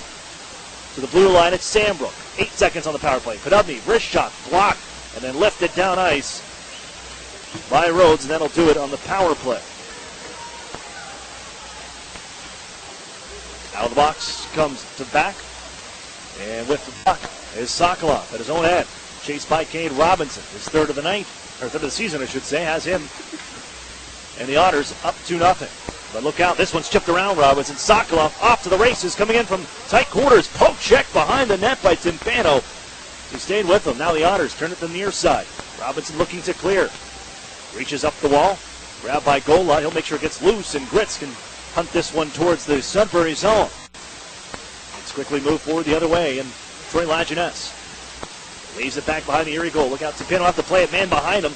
And it's knocked away by Murray. Erie able to help him out with a couple defenders behind the goal. And now Gola can carry forward, gives to Robinson. He'll skate towards the zone, but offsides Erie. Gola just a stride forward ahead of the play. Here into the second period, I'm Aaron Cooney. Welcome you back into the Erie Insurance Arena. As Cade Robinson and Taylor Radish in the first period have the Otters up 2-0. Through the first 20 minutes here on a Sunday evening game. 9 games on the slate here tonight for the OHL. As Carson Edwardson banked it out towards center ice, but we found by Emmett Sproul. He's roughed up a bit. Stepped into by Emmett Sorensis. As Jack Duff has to pick it up from his own end. And at the circles, pass forward, Emmett Sproul. Picks it up on the backhand. Walks in, wrist shot, save made, rebound, cleared away. Angle behind the net. Edwardson is there for Erie. Crashing it also was Joe Mack, but they squirt out to center ice, left wing side, Drake Pilon. Into the Otters zone, trying to go through Jack Duff. Runs him over. And that puck loose as Timpano plays it. Joe Mack trying to clear. They'll get it out to center. Pilon runs into Emmett Sproul. It's taken over by Drake Pilon and sent cross ice for Doug Blaisdell. Steps around one Otters defender, but ahead of the play. Well ahead of the play was Darian Pilon. Draws the offside. A halt in action. 17:33 to go. Well, when you're going through, looking through the preparing for a broadcast and stats and everything, you sometimes just come across things that make you go, huh. But was looking up some stats and came across the little alumni update, but Andrew Jogan, former Erie Otter, leading the Austrian Hockey League in scoring. 8 goals, 23 points on the season so far for HC Innsbruck. Another whistle, and face-off this time comes in the Sudbury zone. Garrett Podubny steps into the draw. Pulled back by the Wolves, and they look to exit on the left wing. Erie holds in. Chipped down by Chad Yitman playing D tonight. Erie tries to center. It's picked up instead by the Wolves. They'll angle up the near side wall, and Martin turns it there from neutral ice. Following up Patrick Fellows, was brought in by Pizzetta. His shot was blocked by Ryan Martin. Still loose along the blue line of the Otters. And Christian Gurney gets it out through some space. Now Podubny takes it wide right. Just floats it in away from Candela and heads off on the change. 3 minutes off the clock. Erie looking at a steal behind the net. Fellows comes in front trying to dish. Couldn't get it to Ladnia. Tried for the right wing side. Sharp angle stopped by McGrath with Taylor Radish just on.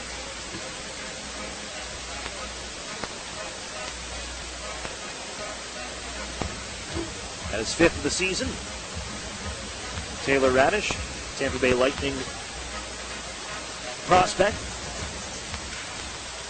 As Erie wins this draw back, and the Maximovich shot grazes the shoulder of McGrath and then pops out of play.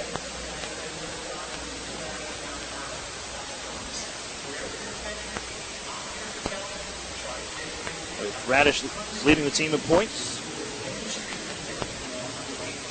With his 5th year, 21 points on the season. The Sudbury Wolves taking this one and angle it up off the window to center. Jordan Sambrook backs up. As Erie trying to clear their own end, here's Wainman. Gives off to Jordan Sambrook. Spins away from some traffic.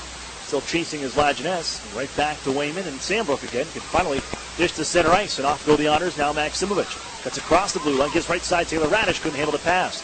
Rolled off his stick, but gathers it back in to Sambrook. One-time drive off the shoulder of McGrath. A howitzer from Jordan Sambrook. Brought the other way. Lajeunesse for Sokolov. Wrist shot. It was blocked. Trickles behind the net. Campano quickly gets back into his goal as a Blaisdell blast goes wide. Maximovich guides it there and heads behind his own goal. With 4 minutes and 15 seconds off the clock here in the second period, the Otters with a 2-0 lead. And Wayman holding the biscuit from his own end. Ahead for Maximovich. He'll float it on in as Erie's starting to make a change on the play. It'll allow the Sudbury Wolves to grab it from their own line after that puck was knocked out of midair. There comes Gilhula. Down behind the Otters net. Drake Pilon, and they'll give to the point. Waiting a wrist shot. Candela off the stick of Darian Pilon. Trickles wide as Maximovich launches this out to center. Looking to finish off this change. If they can get it in deep, Robinson offside on the play. Still chasing. Erie's going to go back and tag up. But they can't get the defenders off. Cole Candela, former Hamilton Bulldog, and originally second-round pick of the Belleville Bulls back in 2014. As we have a whistle, halt in action with a puck out of play, 15:06 to go.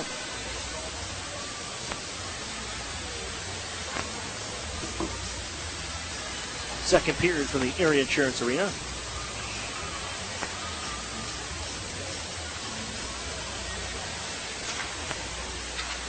From center ice, Wolves control the draw. Able to bounce it into the Otters zone. Otters will move it back and jacked up. For Curtis Henry, back in the lineup. Flipped out to center ice. Carson Edwardson takes it off a body, but he has it knifed off his twig and trying to move forward was Sudbury. As McConville knocked it into the zone and able to pick it up behind the goal. Gives out the blue line. And O'Grady, look out, coughed the puck up, and the Otters on the march the other way. Edwardson trying to get a shot away. It was tied up and then shouldered. He's still after the puck down near side wall. Joe Mack follows up as well. Bounced up to the boards, up the blue line, I should say, by Murray. As an attempt by Henry, more of a keep in. Reeled in, and the Wolves take off. McConville tip it into the Otters zone. Henry back to chase it, but it's an icing call made on the Sudbury Wolves. And with 14:15 to go here, second period, 2-0 Erie. Otters 5-2 when scoring first. And we're going to keep a home winning streak going into a sixth game. They've won 5 straight. Erie 5-1 on home ice, 1-5, 1-1 on the road. And it's here tonight, part of 5 straight from home ice for Erie. Tie up in the near side corner.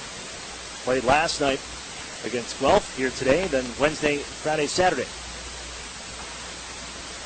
Spinning pass by Baker to get it out to center, but Pizzetta's going to wheel back into his own end and give ground and set up this breakout from behind his net. Sudbury still looking for the first shot on goal here in the second period. Erie's got 5. They lift it into the Erie zone. Chasing it down, Dawson Baker. He's it behind the goal. Following up, as Pizzetta has it. Has a man with him in Bolitka. Down to the ice goes Pizzetta, and Baker takes the puck up to the far side circle, gives cross ice. O'Grady winds up the drive. Bad stop made. Loose in front. Pizzetta looking for it. Erie just flips it forward and will clear. Now they get their first shot, and Timpano makes a save, but help Skelter in front. Luckily, Erie able to bounce that puck forward, but Sokolov right back into the Otters zone. Puts it off the skate of Wayman, and the Otters reel it in. Max Simovich marching forward, just out of the reach of Ladnia and Taylor Radish. Gets on his horse, but Erie can't get the puck in the offensive zone. It's back to the Erie's ice. Jammed to center by Sambrook, and look out, Sokolov lost the puck to Taylor Radish, and off he goes with Ladnia. Cross ice, Max Simovich, first shot, kick save by McGrath. Moves to the near side corner. Lajeunesse is tied up. Taylor Radish finds the puck, holds from the half ball, entering on the back door. Here's a try for Sambrook, goes to the goaltender, loose, and a whistle sounds. Well, Sambrook snuck it through Jake McGrath, and it hit off the far post and was sitting right behind him. As Sambrook went to go dig away, McGrath squeezes the legs and gets the whistle. Draw to the left of Sudbury's McGrath. Sambrook 4 points in the last 2 games. Pair of assists last night and a pair of goals Friday night against the Guelph Storm. Here's Rhodes to Drake Pilon. Darian Pilon out at center. Turned into the zone from the right wing. Flipped on, cross ice, look out, Blaisdell's open, saves Timpano. And he has the rebound gobbled up as well.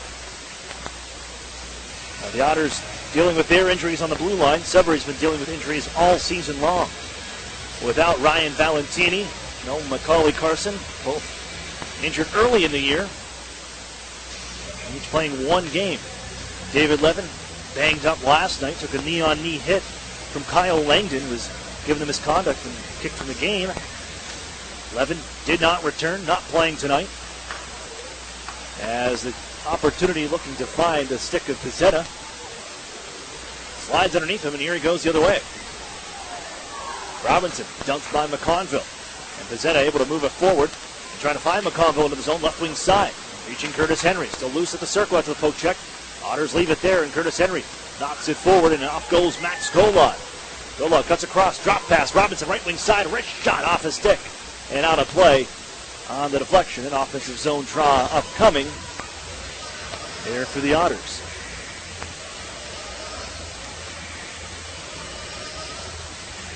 Moved up a spot in the standings. In the Midwest Division, Erie up to 3rd. Guelph right behind them. In action tonight against the London Knights, who are on the march. They sit 5th in the Midwest Division. But since getting Joseph Raymakers, they have found a new confidence here this season as the Otters, after it defensively, played up forward, stripped of the puck, go look out, wide open for a try. Baker stopped by Timpano in front after the Otters unable to clear.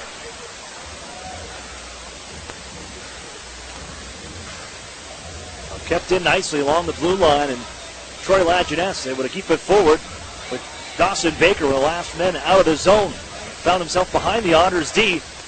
Troy Timpano makes the stop. Shots 19-9 in favor of Erie. 2-0 the score, the Otters ahead. All goal scoring coming in the first period. Robinson is 3rd. Radish his 5th.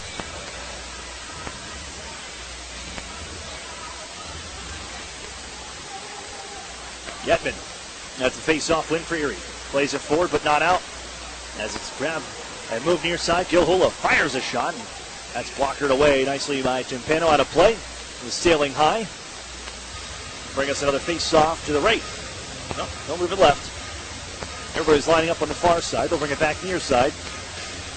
The left of the Otters, overage goaltender Troy Timpano. Former second-round pick of the Sudbury Wolves. Brought in by Dave Brown before the season last year. Went 36-8 for the Otters in the regular season. And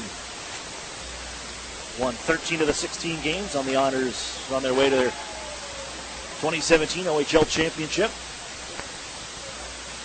As Joe Murdak and the other 3, this one launched down towards Erie ice. No icing, Yetman back. And Joe Murdak has found himself a team to play with. It'll be in the Quebec Major Junior Hockey League with the Acadian Bathurst Titans, his fellows. Loose in the near side circle and lets one go. Man on his back, but still able to get a shot away. It's stopped by McGrath, his 18th of the evening.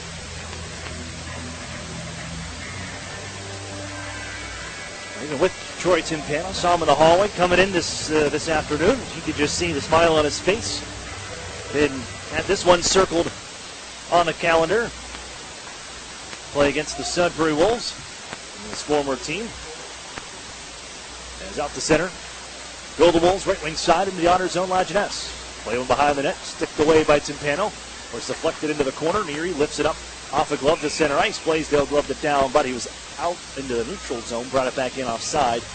With 10:22 to go. Second period.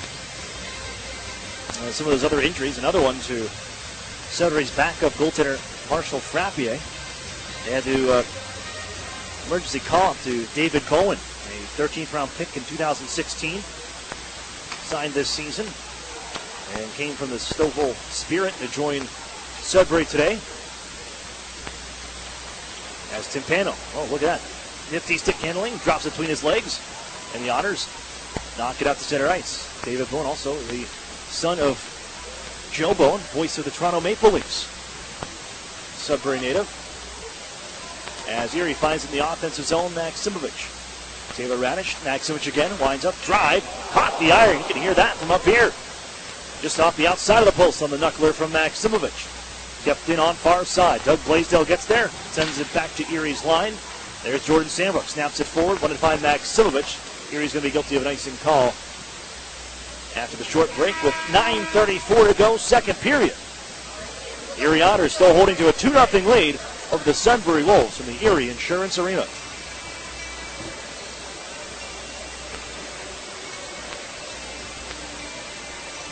Otters fans, keep your clothes in top shape with Chado's Dry Cleaners, complete with an easy, accessible drive-through and free pickup and drop-off. Chado's Cleaners is second to none. That's Chado's Dry Cleaners, the official dry cleaning service provider of the Erie Otters.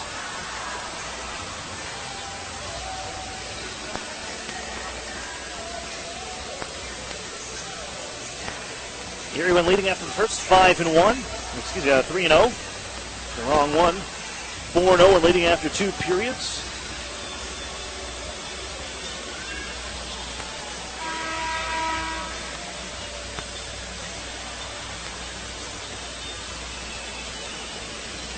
The Sudbury Wolves 0-4 when trailing after 1.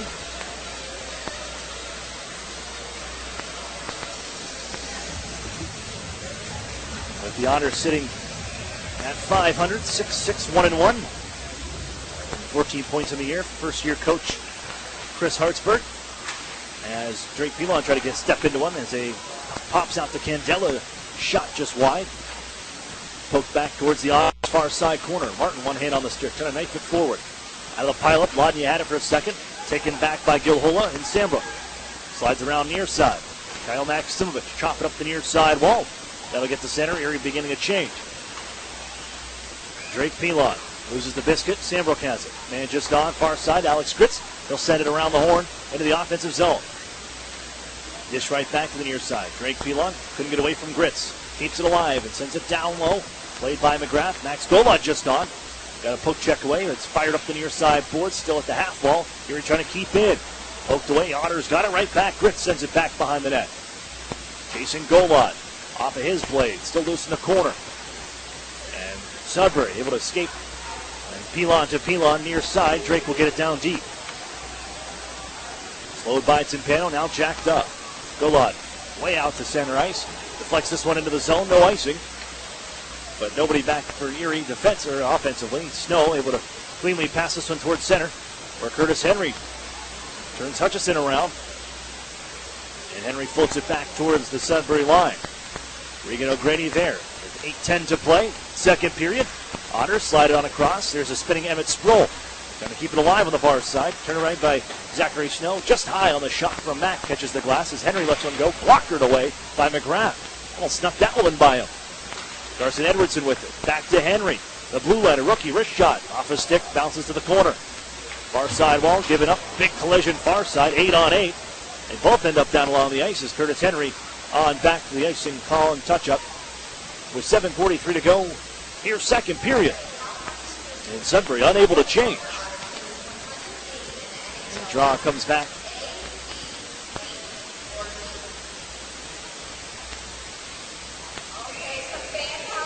It'll be to the left of Jake McGrath. Podubny and company tap onto the ice. As Fellows, they win the draw. Leave it to the blue line. And it's Chad Yetman near side. Wayman, wrist shot, blocked. Cuts the stick of Hutchinson. Erie gets right back. Gurney turns it towards the goal. Blocked. And then back onto it, Patrick Fellows. Taken away by Blake Murray. And he skates it out to center. Leaves it left wing side. Trying to chase it down to back. It's the breaks now on Chad Yetman. Throws it towards the net. Wayman there. Angles it up the wall. Patrick Fellows and Podubny reaching. Erie unable to clear. Loose in the Otters zone. Grabbed by Garrett Podubny. They'll skate it out of danger to center ice. And from the left wing side, wrist shot. Blocked it away. McGrath leaves it onto the corner on the near side. Swung behind the net by O'Grady. Grabbed by his partner Candela. That's off the stick of one of the Otters, and it'll bounce all the way down the near side corner. McConville chasing after. Has it first. Stepping in front of Wayman. Plays up the far side boards. Wayman, nice defensive effort. Able to knock it loose and move it forward for Gurney. Out here, Patrick Fellows and Garrett Podubny, who makes his way to the bench, 39 in white. Gurney finds the puck in the corner after the play by Patrick Fellows. But it's taken away by Kyle Rhodes. And he'll look forward for the dish. Wolves on the march. Pizzetta sweep it behind the Erie goal. Politka tied up by Jordan Sambra. McConville in, digs that away. Puts it to the blue line. Candela, wrist shot. That's off his stick on a play. I believe that caught. Attempted deflection from Michael Pizzetta. Face-off stays inside the Erie zone with 6:23 to go. Second period, 2-0 Erie.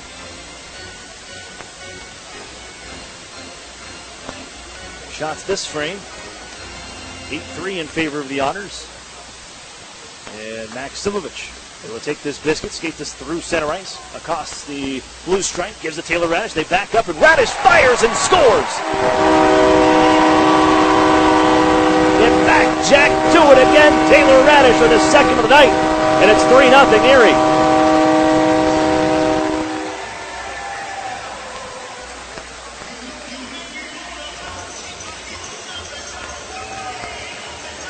Well, it seemed harmless, but this is where you love seeing forwards after that drop pass. You drive to the net, and it backs defenders up. And as Regan O'Grady, he backed up as well. They gave Taylor Radish way too much room to move in and just slip it through Jake McGrath for his second of the night. And the Otters lead 3-0.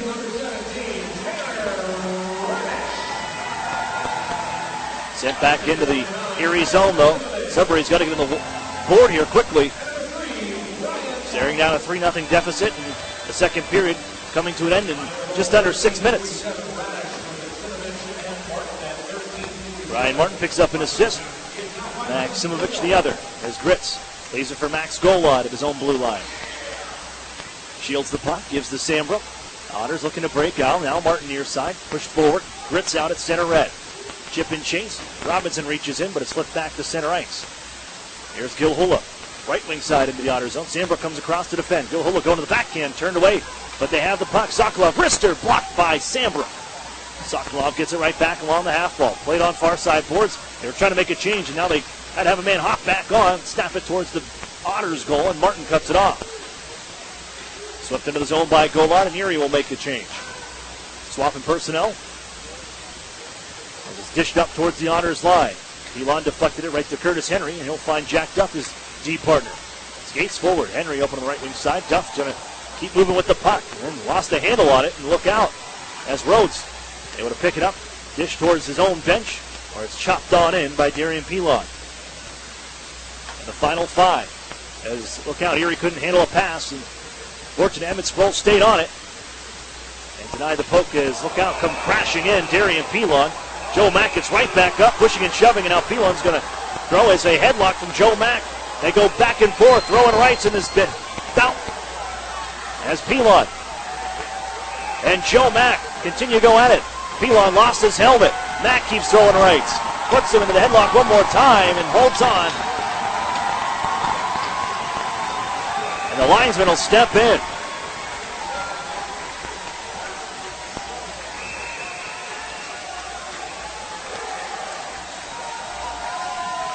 Well, Darian Pilon, 97 penalty minutes on the season last year. He'll tack on a few here to his tally. Initial penalty was coming to him. And then Mack followed back up. They eventually drop the gloves and go at it. Joe Mack. He got 11 from the youngster. Gets right back up, defends himself. And at 6'2", 190. Held his own against the veteran Darian Pilon.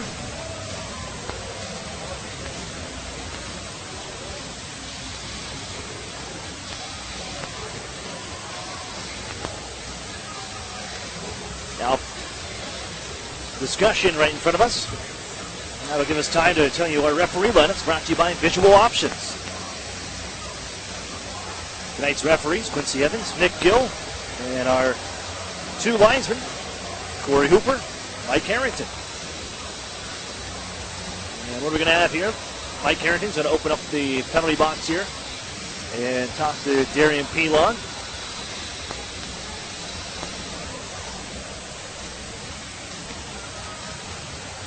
Quincy Evans discusses with Kyle Maximovich and Kyle Rhodes just in front of us, and Pilon's going to make his way back to the locker room.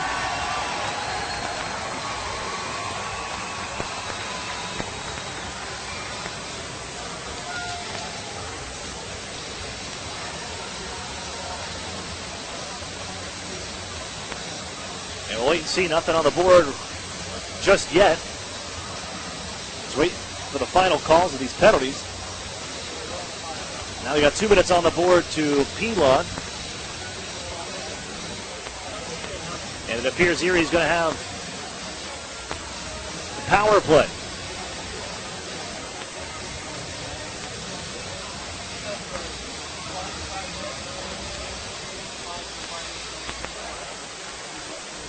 Discussion in front of the Otters bench.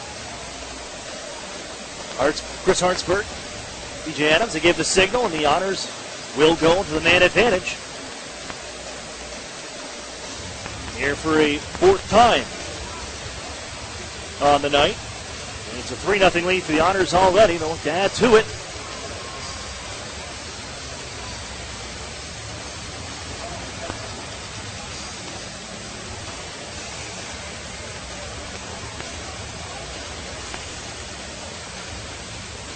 If the Otters, you would love to keep the power play and the success they've had the last couple of games rolling. Goals in 2 straight. Starting to find some continuity for them.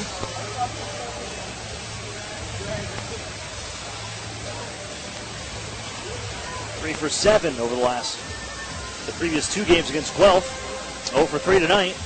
4th try here for Erie. As Tabac will serve the Darian Pilon minor. And we'll wait for public address to inform us of the rest of the calls. Erie's got to back up, though. They pass off the mark to Sandbrook. And now Podubny guides it right back to his own end.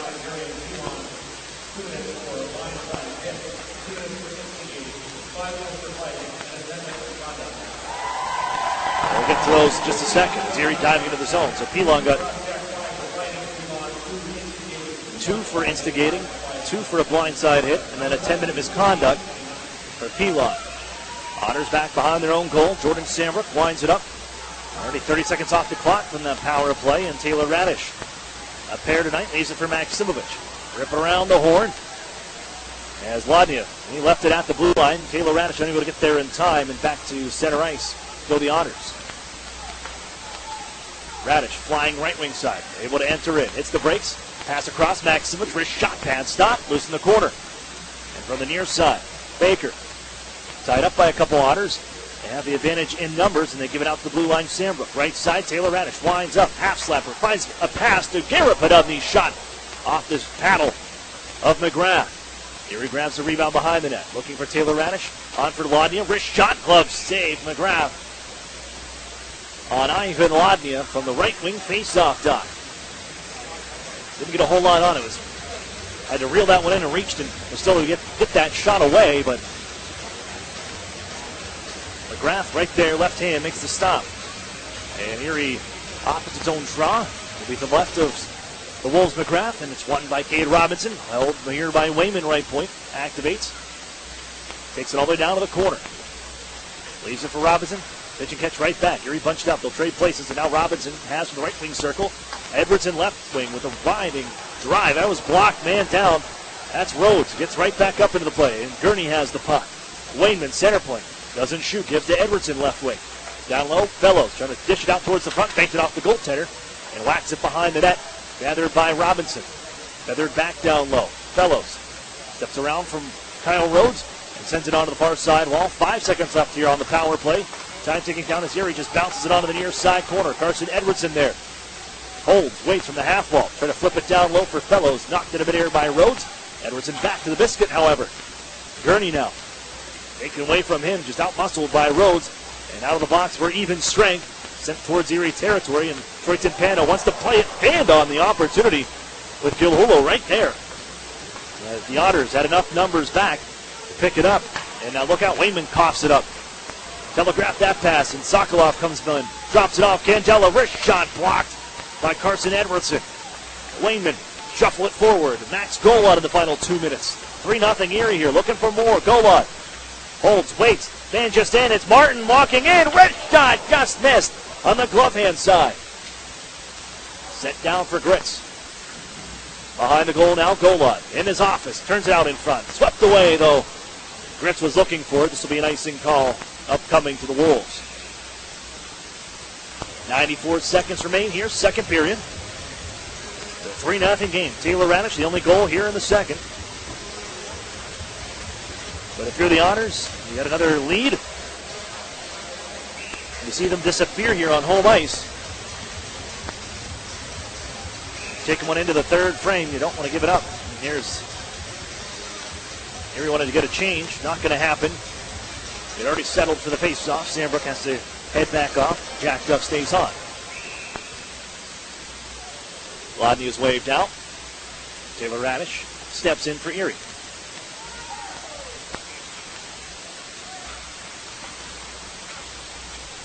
Face-off taken, given to the corner. Sudbury will leave it on near side. Radish trying to dig it out.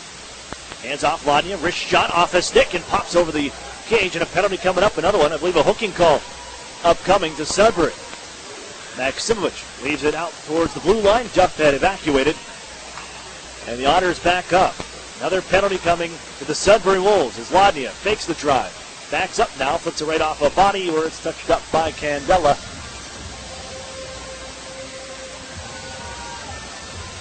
And back to the power play go the Otters. 0 for 4. And this will carry over into the third period should the Otters not score with 53 seconds towards the third. But 1:07 to work with in this period. Garrett Podubny in some traffic. They bounce it out to Taylor Radish, right point, near side Sambrook. 2-point men, 6 and 17.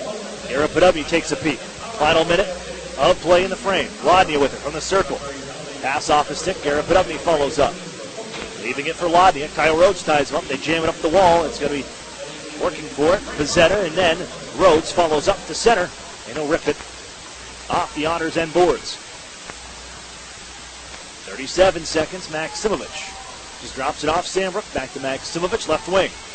Skating out to center ice. Cross ice pass to Lodnia into the zone. Drop pass picked off, and it's Drake Pilon sending it down ice. 24 seconds remain in the period. Maksimovic from neutral ice. Taylor Radich now with speed. Busting right down to the ice. Walks in, wrister, and it was blocked. Trickles onto the corner. Pops up in the air. Whacked away with a glove. Erie settles it down. Sandbrook bounces off his stick. 8 seconds left here. Chopped away from Sandbrook to center. And he'll probably do it on this period. 3 seconds, and Erie fires a shot. Blocked. Another one as they get back across the blue line. It's stopped. McGrath as the horn sounds. 40 minutes in the books. Taylor Radich adds another on the night. And it's 3-0 Erie through 2 periods. We'll step away for a break. We'll have the UPMC intermission report coming up after this. You're listening to the Erie Otters Radio Network on CBS Sports Radio 96.3 and 1260. In February 2016, Emily gave birth prematurely to twin boys at Allegheny Health Network. It's overwhelming to think about everything that we survived. We often, in my house, refer to like the NICU staff as like the SWAT team. Like they're there to do a job and they do it really well. My delivery, I loved everything about it. For someone having 2 babies at 32 weeks, 5 days, I loved it. I mean, we had bad days. We had really bad days. But I trusted the nurses, the doctors. I trusted them. In the beginning, everything is scary. And then now, at 1.5 years, we just do things that normal families do. 5 weeks later, Emily brought home her 2 healthy boys. Caring for all of her life, is living proof. St. Vincent Hospital of Allegheny Health Network. To learn more or schedule an appointment with a women's health expert, visit ahn.org/allofherlife.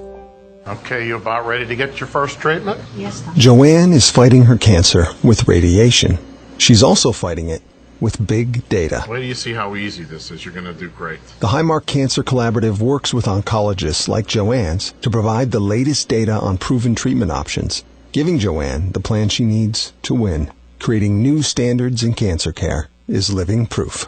Highmark Blue Cross Blue Shield together with Allegheny Health Network. Visit highmarklivingproof.com to learn more. Where's the only place to get official Erie Otters merchandise? Well, that would be by visiting the Erie Otters store, of course. Part of the Erie Otters front office, located at 201 East 8th Street. Fans can browse the largest selection of certified official Erie Otters shirts, hats, sweatshirts, novelties, and more. While you're there, order your custom-made Otters jersey, now available in the new white version. Merchandise is also available 24/7 online at ErieOttersStore.com and can be purchased at the Erie Insurance Arena at pop-up shops during all Erie Otters home games. Show your Otters pride and wear what the team wears. The Sheraton and Courtyard Erie Bayfront Hotels are proud sponsors of the Erie Otters. Join them for their pregame and postgame celebration at the award-winning Bayfront Grill or the brand-new Shoreline Grill, located just minutes away from all the action. Let them help you fuel up for the high-energy game with their extensive menus and craft brew selections. You ought to be dining with the best.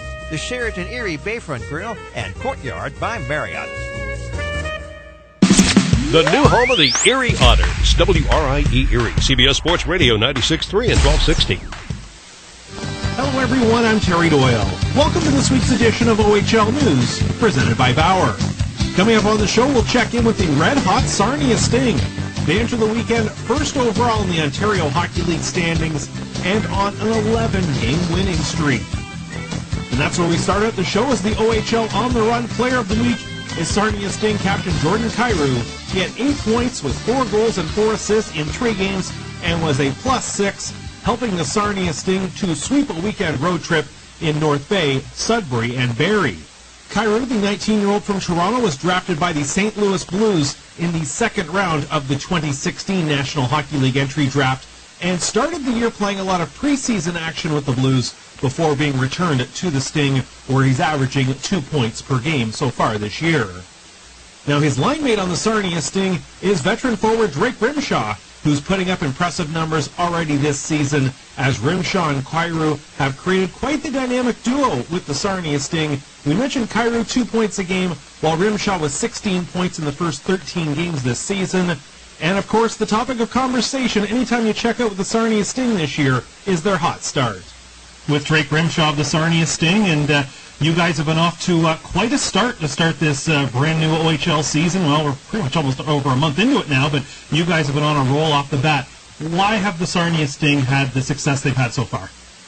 I think it's just our overall balance. I mean, we got 4 lines that can score goals. I mean, everyone has pitched in offensively, and it's good to see. I mean, we're scoring a lot of goals, and the good thing is that we're keeping them out of our net too. So we got good goaltending, we got good D, and our forwards are really deep. Have you found, and you've been around this game long enough and in this league, where there's been some nights where maybe one line isn't necessarily going, but because you guys have been so deep, somebody's there picking up the slack? No, yeah, for sure. I mean, it's tough to win with 2 lines in this league. I mean, you look at all the past teams that have won, and they've all had 3-4 lines deep. So if 1 line or 2 lines isn't going, it's good to see that the 3rd and the 4th lines are pitching in and doing well to help our team win. You guys had a trip last weekend up to North Bay, Sudbury, and Barrie, and were able to win all 3 of those. And anytime you go on a 3-and-3 road trip, that's not easy. No, yeah, like you said, it's not easy. I mean, but road trips are fun. I mean, you're with the guys the whole time. You're on the bus for a lot of hours. You're in hotel rooms hanging out with each other. So it's a good bonding experience, and then it's better when you win games. And we were able to go 3 for 3 that series, or that weekend. Is confidence a big word right now around the Sarnia Sting?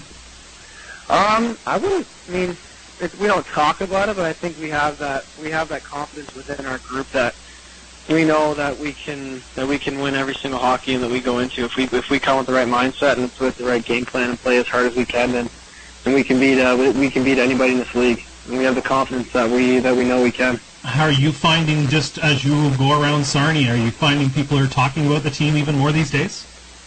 Yeah, for sure. I mean, you're getting stopped at dinners a little bit more. People are coming to talk to you. You're walking around the mall, around the streets. I mean, everyone's talking to you. So the buzz around the city is huge, and the support's coming. So it's good to see the city getting behind us, and we're just really excited for what's going to be going on here later this year. You went to Sarnia last January, just before the OHL trade deadline, coming over from Ottawa. Looking at it from the outside, it seems like your numbers went up. What led to your success going over to Sarnia in January? I think there's just a comfort thing. I mean, I got me and Jordan Kyrou had really great chemistry right away. We clicked, and we're, for as good as our chemistry is on the ice, it's even better off the ice. We're best friends. So I mean, and it's a great group of guys. I got great billets, and the coaches are unbelievable. So it's more of just a comfort thing, I'd say. You were chosen by the LA Kings in the NHL entry draft. What was that whole experience like?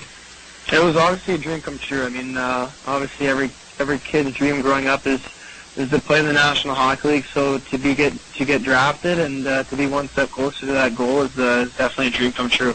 Tell me about the experience of working with the Kings over the summer. Yeah, it was great. I mean, I was able to go down to LA for development camp, and I was there for main camp too. Yeah, I learned a lot from our development guys, and I mean they've all played in the National Hockey League. There's a lot of games played between those guys, and to just pick little parts from all those guys, and they're at the end of the day they're here to help you and to get you to the next level. So everything they're teaching me was unbelievable, and I can't thank them enough. And then my training camp, seeing guys like Dowdy and Kopitar and Muzzin and see how hard they work on and off the ice, and to see what they bring to the rink every day is something that I could take away for sure. Are those things where you learn things in that case, especially being around main camp, that nobody even has to really say anything? You can just observe and learn things that way? No, exactly. I mean, how hard they work in the gym and how hard they work just watching their practice habits. I mean, their practice habits are unbelievable, and just to be able to take those little things that they're doing and just watch them practice and play and how hard they work, like I said, in the gym and in practice is something I can bring to Sarnia for sure. One thing we talk about around the OHL is certainly with working with minor midget and the players that come through the minor midget loop for you. You wrapped up your minor hockey playing for the Toronto Junior Canadiens. What was that whole experience like? It was a team that I know had a lot of success, but how did that work out for you as a stepping stone to move up in your career? For sure. I mean, it helped me mature at a young age. I mean, I moved away from home at the age of 14, so not many kids do that. And I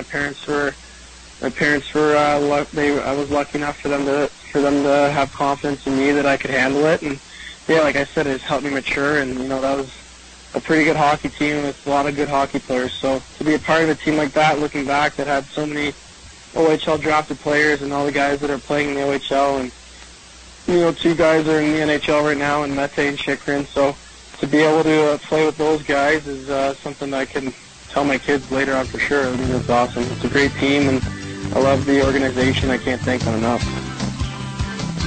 That was Sarnia and Sting forward Drake Grimshaw.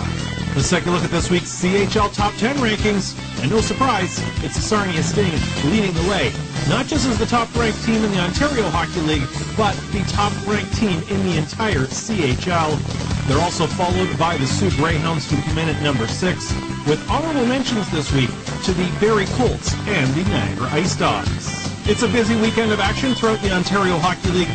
You can always check out the action live from the comfort of your computer by checking out OHL Live and get all the latest updates, including video highlights, at OntarioHockeyLeague.com. That's going to do it for our show this week.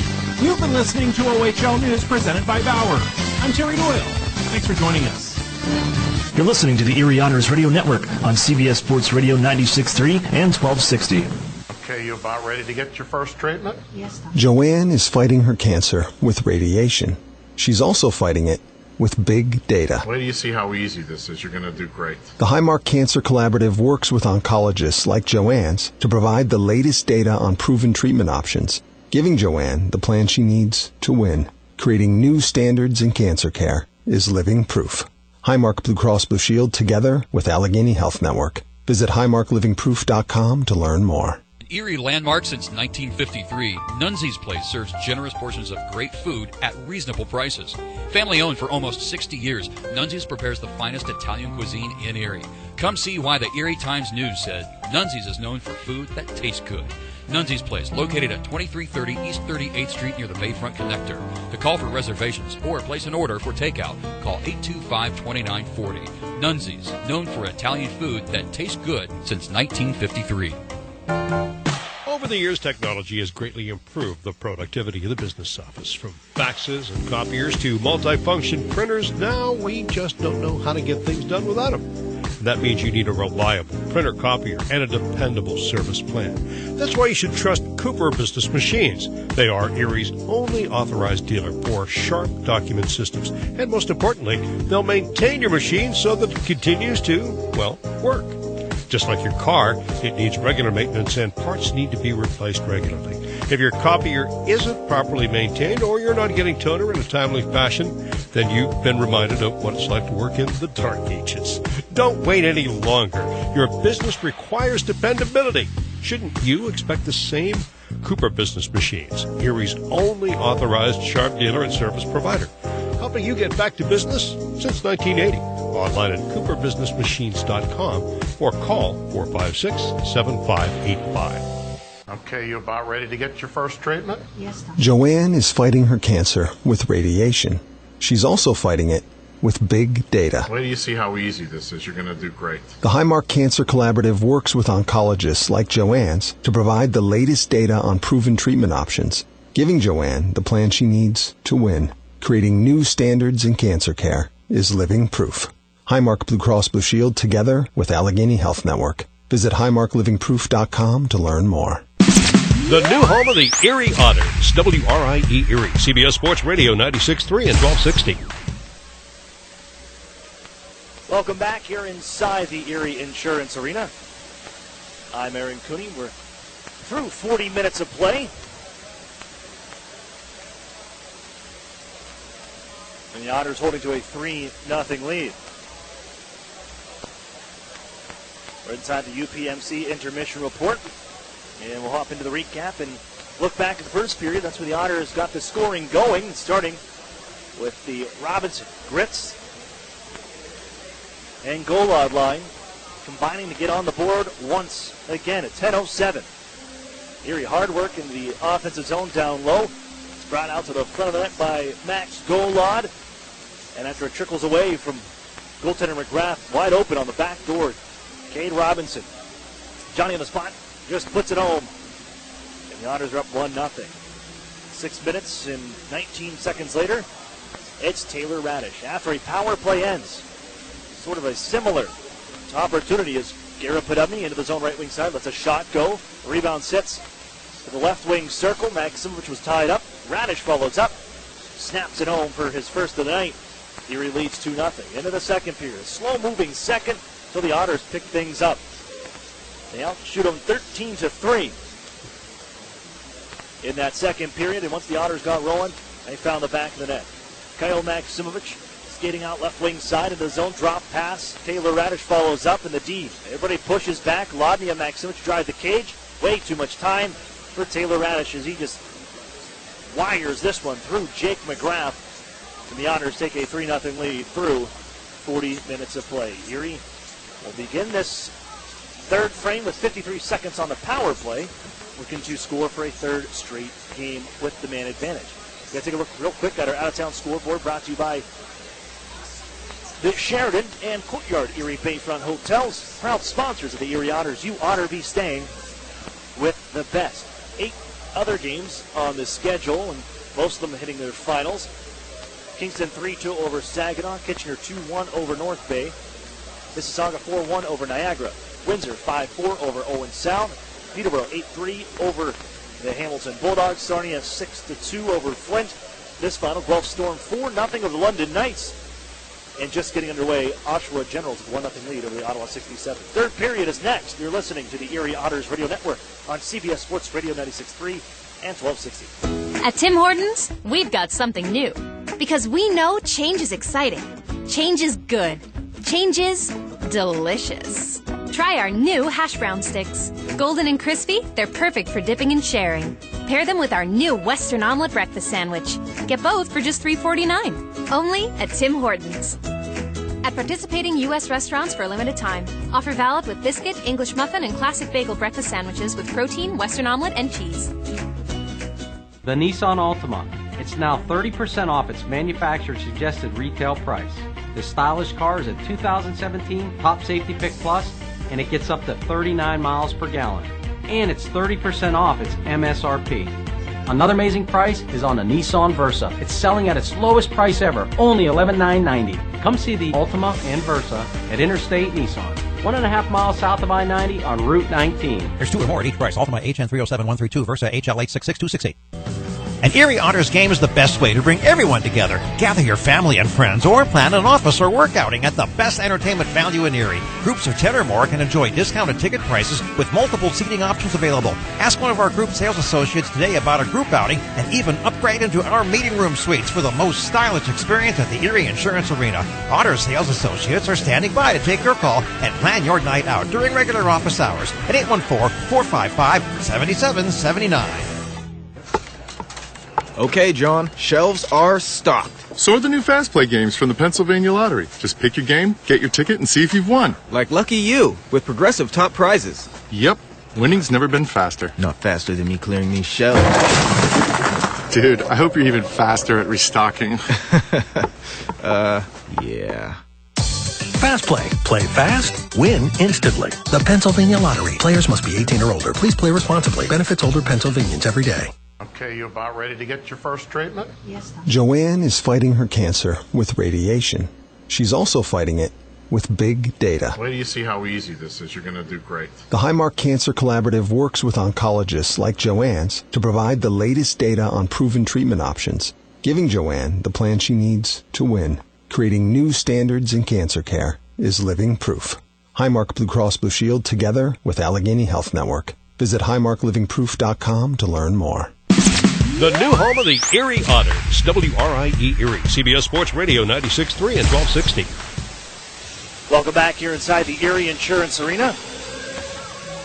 I'm Aaron Cooney, set for the third period. 3-0 Erie through 40 minutes. And buckle up for the conclusion here. Erie trying to take 5 of 6 points on the weekend. And they'll start this frame with 53 seconds on the man advantage. Face-off win Pizzetta just driven down ice on the slapper by Blaisdell. Former Kitchener Ranger as he's carried out to center ice, Jordan Sambrook. Erie will see Kitchener here Wednesday morning with the Annual school day game. Maximovich float on near side. Taylor Radich right back. Maximovich at the center point area. Left side. Garrett Pedubny wrist shot. Shoulders stop McGrath. And deflects it out of play. Trowell beats the right of the 18-year-old's cage. 28 seconds left on the O'Grady call. Joe Mack and Darian Pilon still sit in the box. Erie wins this face-off back. Sambrook at the touch from Taylor Radich. Now Garrett Pedubny. Angled back for Sambrook. Cross for Taylor Radich. Right wing circle. Down low. Maximovich in front. Lodnia didn't get enough on that. And Erie plays it back for Radich to the circle. Holds and gives to Sambrook. Wine. Slap shot. Just wide. Erie was trying to deflect it. Maximovich was in front. Fed for Sambrook. Left side. Pedubny. He'll let a slapper go. That's kicked away by McGrath. One hand on the stick. Whacking at it was Balicka. Erie kept it alive, but it's going to be picked up. Moved to the point. Not out. Taylor Radich held it for a second, rolling around and intercepted. Move forward, diving. Pedubny denies an opportunity, but Pizzetta does find the puck with O'Grady. On for Pizzetta. Man on the shot, but it's stopped by Timpano. Pedubny slows it down. Power play unit still on partially for the Otters as Jordan Sambrook backs up, slings it on the far side. Look out. Sudbury picks the puck up. Look behind the net, thrown in front, and Lajeunesse sends it wide. Into the play, Grits down near side. Tied up, but it comes right back to Baker. Hands off, another one-timer, and Lajeunesse doesn't fail that time. Spoils a shutout bid, 3-1, with Sudbury on the board. Troy Lajeunesse, a free agent signing of the Sarnia Sting back in 2015, and Erie just could not get control back in their defensive zone. Left the puck out open for a few times, and Sudbury just kept coming. Baker eventually finds it, sends it on for Lajeunesse, and he buries it for the right wing circle, and it's now a 3-1 hockey game. And if you're Erie, you're thinking, uh-oh, as another try just in was Sokolov. That was defended away and blocked by Golod, who didn't like the check that came from Lajeunesse. And now a penalty is going to come to Max Golod.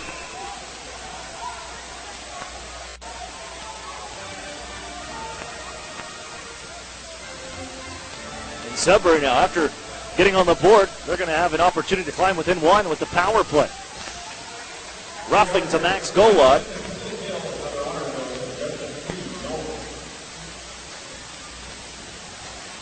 And it'll be the second try on the evening for the Wolves. Those are another first for Max Golod, his first penalty minutes of his OHL career. Here, just a minute and 46 seconds in, Pizzetta wins his face-off all the way back to his goaltender, and McGrath settled it there. On for Rhodes. Wheels forward, looking for Pizzetta, stolen away by Fellows, but Pizzetta digs it back out of the neutral zone, and it's fed deep to the near corner Otter zone. Pizzetta crashes in. Lajeunesse, who just got on the board, sends it off the side of the Otters net, grabbed by Sambrook. They'll hang it on the far side and down. 90 seconds with the power play as Erie chases back behind McGrath. And still after Ivan Lodnia, they're causing all sorts of disruptions. Candela now backs up, twists away. Still held in the corner. Now here comes Lodnia. Almost got the intercept, but O'Grady chases out to center ice. He'll shoot it in. Off the paddle of Troy Timpano. Thrown towards the front. That was blocked by Martin. They got it right back. It's on the stick of Blake Murray. Looking to give to the circle and come to the blue line instead. Candela left side, winds up, slap shot, sails high, and off the far side, corner glass, down ice. And it's waved on. Erie's going to get a wholesale change on. Quickly worked up, Candela spins away from Patrick Fellows and now waits. Still holding, gets a man open the right wing side, just on his Rhodes. He stick handles through 1-2, another one down left wing side, Rhodes peels off, looking to set up shop now, hand off, one-timer, stick broken, loose in front, just sent wide by Pizzetta. Timpano may have gotten a stick on that. Erie finds it in their own end, and Sambrook will lift it from center red onto McGrath. Well, they had what they wanted. Sokolov wide open, right wing side. And had the one-timer with the stick just broken half on the try. Rhodes does duck through two again, and they hand off. Attempted shot, and misfire there. Trickles off the near side borders. Robinson couldn't clear, And Lajeunesse has to find it out at center ice. Tied up here by Edwardson. He keeps it working down the right wing side. Hits the brakes, run into by Gilhula. And it'll tie it up in the offensive zone. Otters after it, but they did the damage as Golod steps onto the ice. Power play over. Here he's killed off one. A second one here tonight. Rhodes back behind his own goal. 4 minutes off this third period clock. As Sudbury, over on the power play as well. Did get one on the board here early, and they bounce one on left wing side as Murray fires one off the far post. Just entering a knuckler as Erie, unaware the forecheck was on as Wayman lost it for a second. Erie has to send it on for Sandrook near side corner. He'll use the boards and the wall to get it out towards center. It's grabbed again by Blake Murray. This is where you see third game in 3 days for both teams. You'll see the fourth lines and a lot of personnel here in the third. As Sproul gives off in front. Look out, bouncing play to the side of the cage as Golan had to go off his body and just wide of a sprawling McGrath. Doug Blaisdell fires it on far side. Icing's waved off as Drake Pilon leans in on Wayman. Tried to center. It'll come off his skate. Pilon leaves it onto the corner. Just stepping on the ice. Baker and the fresh man as Ladnia turned around. Baker again gives behind the net. The Lajeunesse gives out to the circle. Erie in some trouble is tied up with Emmett Sproul, able to get it poked out the center, and Taylor Radish charges the other way. Stick handle move negated. Ran into by Candela. They work it up for Lajeunesse left wing side. He's got the goal here for Sudbury. Left in between the circles. Sokolov left wing side. Wrist shot. Mask stop. Off an arm and in. Waved out. Kyle Rhodes upset on the play. But Sokolov let the shot go. Rings off the mask of Timpano. Catches the arm of Rhodes. And ends up in the back of the net. But Quincy Evans emphatically washes it out. And says no goal.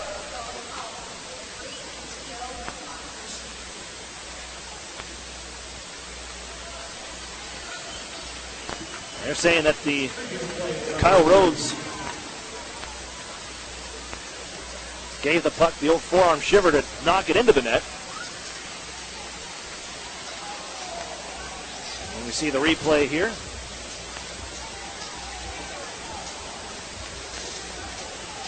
Called no goal on the ice. They will need to find the exact evidence to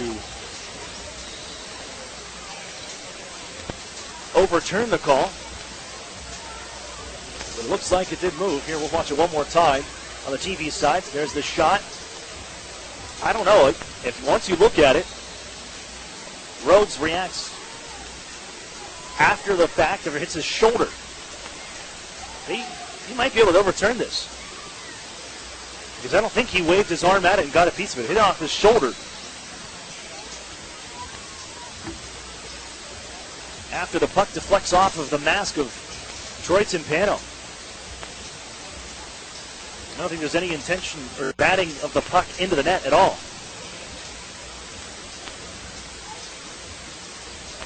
And we'll wait and see what the decision is made with the replay crew. And we'll go from there. But I get a feeling we might have a one-goal game here from Erie. I know they can only show it once in the building, and it happened real quick right after the play. But after we saw it those couple times there on our monitors given to us here in the broadcast booth, I got a feeling. I think that's got to be a goal for Kyle Rhodes.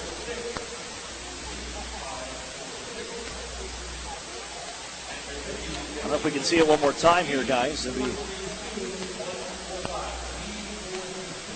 play it up for us again.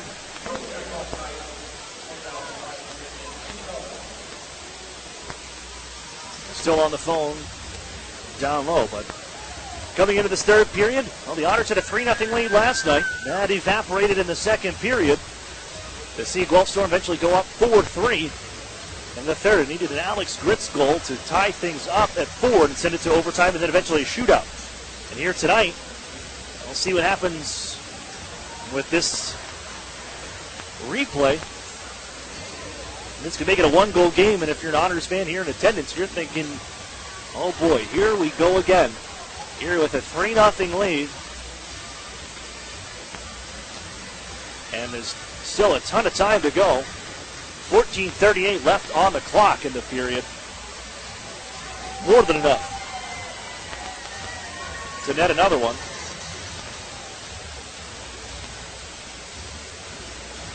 The Otters find a way to keep leads. And last night, a couple odd bounces led to scoring opportunities and to goals. And you may have another one here with some funky bounces. Goes off the shoulder of Kyle Rhodes, and then he moves his arm, trying to get the stick on it before it bounces in the net. But I think if I'm looking at it, and I'm the official, as we continue into a lengthy look at the play, I think this is a goal for the Sudbury Wolves, and it's going to be 3-2. But they don't pay me for that. And here we go. We'll get off the phone, and what do we got? As Quincy Evans comes off, discusses with Nick Gill, and we have, it's washed out, no goal. This is why they don't pay me to do it, and I just talk about the games. And first-year head coach Corey Stillman wants to know why. As they go and look, and you can see just looking at the conversation going on, and Quincy Evans informing Corey Stillman. We're both using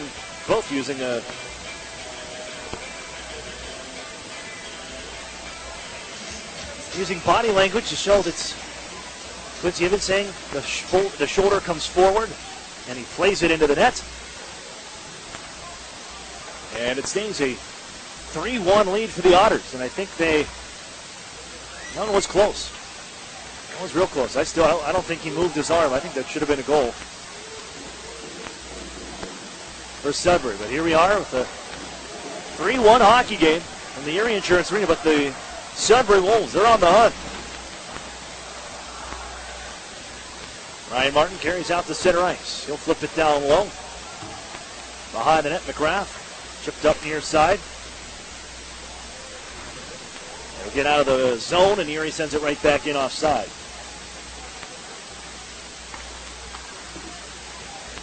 Candela out left wing into the Otter zone, but offside. Forwards ahead of the play with 13:49 to play here in the third period. In a 3-1 game. Hear the groan after that first goal for the Sudbury Wolves. Erie's fans desperately hoping for a shutout, which would have gotten everybody in attendance a free burrito. Corey Lajeunesse spoiled that party. As look out, Jack Duff. Sent into the Otters bench from Blake McConville. Look out. Take a breather. As Erie does get the puck into the offensive zone. Physicality picking up here for Sudbury. You can tell they got a little something going here and got burned on that call. Sandberg, though, with a shot from the point. That's blocked. Turning on the near side's Pizzetta. But working on forward. Olecka helps him out. Just chops it back to the Erie line. Out towards center. Ahead of the play was Fellows, but they couldn't get him the pass.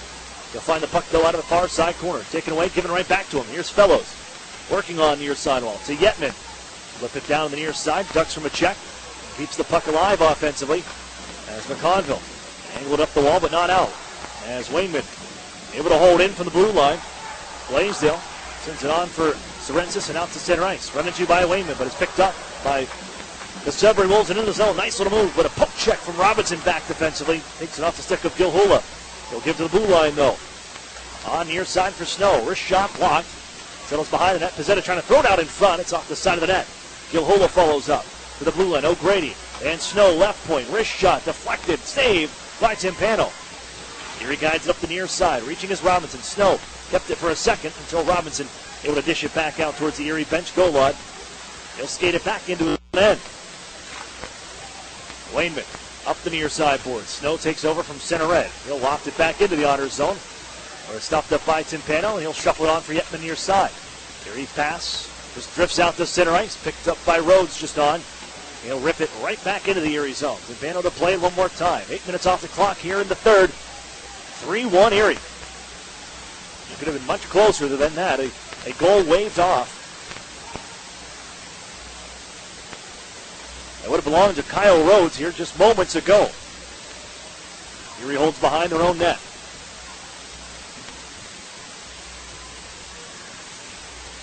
Still holding is Wayman. And he'll march it forward a bit to the circles, then hand off to to Carson Edwardson, who lets one go, and he beats McGrath top shelf. Carson Edwardson with a laser beam from the left wing side, and the Otters are back up by 3.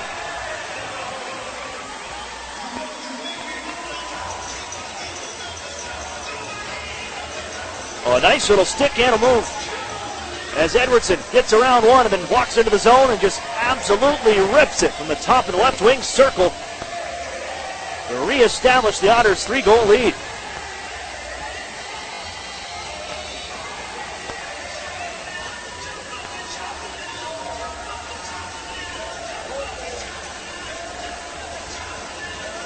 Jets scoring in for the Otters as Carson Edwardson finds his 3rd of the season. That'll bring us a goaltending change, as David Bowen will have his first Ontario Hockey League action.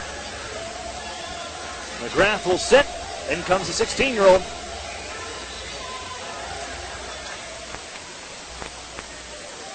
'13th round pick in 2016. As into the forecheck. Look out loose in front, and deflecting it out of play on the try was Jordan Sandbrook, just in time as Dawson Baker was loose in front. Just feet out from the Otters goaltender, Troy Timpano. Draw will be to his left. One back, Sudbury holds control. Wrist shot, right to the mitt of Timpano. And he'll hold on.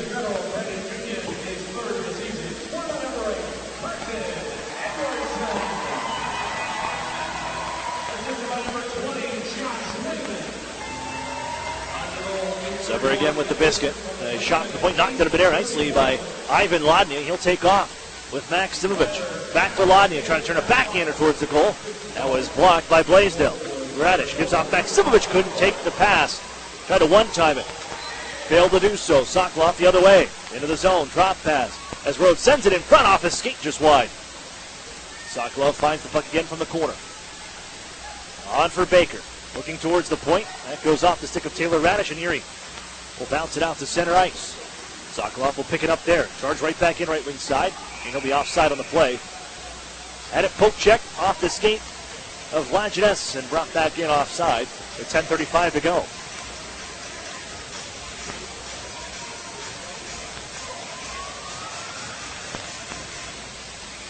Lajeunesse on the board at 1:28 of the third period from Baker and Sokoloff, and then shortly, a few minutes after that, Kyle Rhodes deflected one off his shoulder into the net, but they waved it off, and Erie came back with one, as there's the first stop for David Bowen on a gurney wrister. Carson Edwardson finds the back of the net for the Otters. Thrown on the near side corner. Erie after it offensively. Garrett Podubny turns it down low. Patrick Fellows. Fellows comes back on the near side. In front, Podubny open, fires, but had his stick lifted on the attempt at the last second by Balutka. Sent in back to the Otters zone.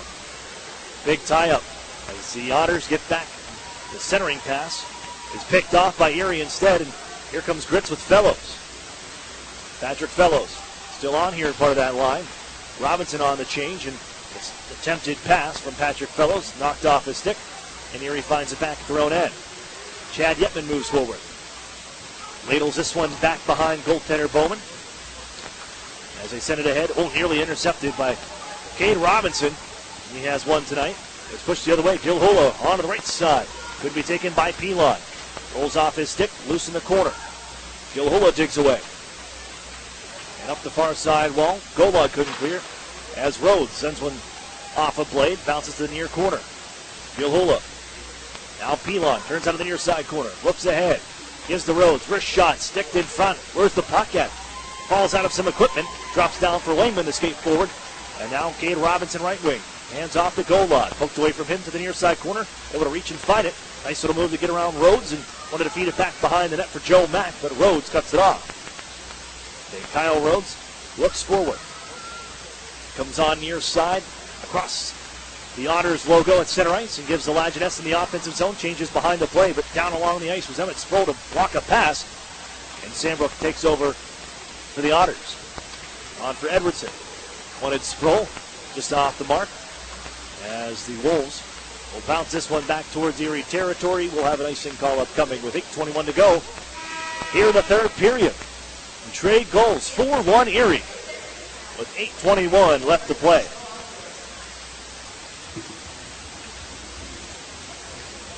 Otters fans, Trubu and Meadowbrook Dairy Pure Milk is the official milk choice of the Erie Otters.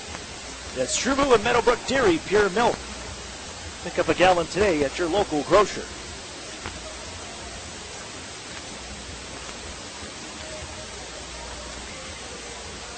Looking at some Midwest Division scores. Well, Storm 4-0 over the London Knights. And that's a London Knight team that was surging here in the last few weeks. In action right now after one period of play, the Ottawa 67s score 2 toward the end. Take a 2-1 lead over the Oshawa Generals. Other finals, Sarnia 6-2 over Flint. Peterborough 8-3 over Hamilton. Windsor 5-4 over Owen Sound. Mississauga 4-1 over Niagara. Kingston 3-2 over Saginaw. And Kitchener prevails over North Bay 2-1. Back to action here from Erie. Lifted towards the goal where it's gloved down. Still loose here is Bowen able to slide on top of it for the whistle. And another face-off upcoming. A lead to the rookie goaltender's left. And his first OHL action, Marshall Frappier. Injured the other night, so they had to get a call up here.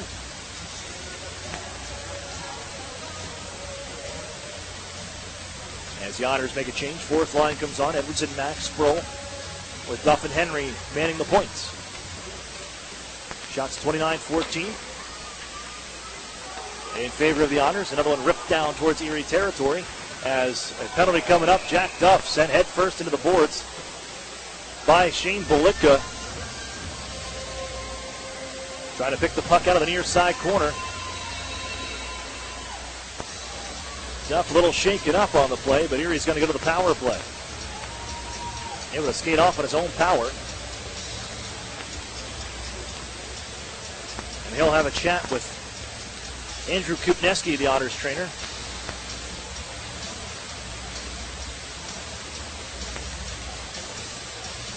He'll take his seat on the bench. But the Otters are back to the man advantage for a sixth time tonight. Haven't threatened that much with the power play here this evening. Sandbrook gloves one down, holds in. Here's Ladia, center of the ice. Attempted slap shot, blocked. Yohola knocked it away as Erie guides it on near side. It was picked up by Taylor Radish. The clear unable to make it there. Let's look out. They steal moving forward. Here's Pizzetta, gonna have a breakaway. Pizzetta behind the D, walks in. Wrist shot, stopped. Timpano.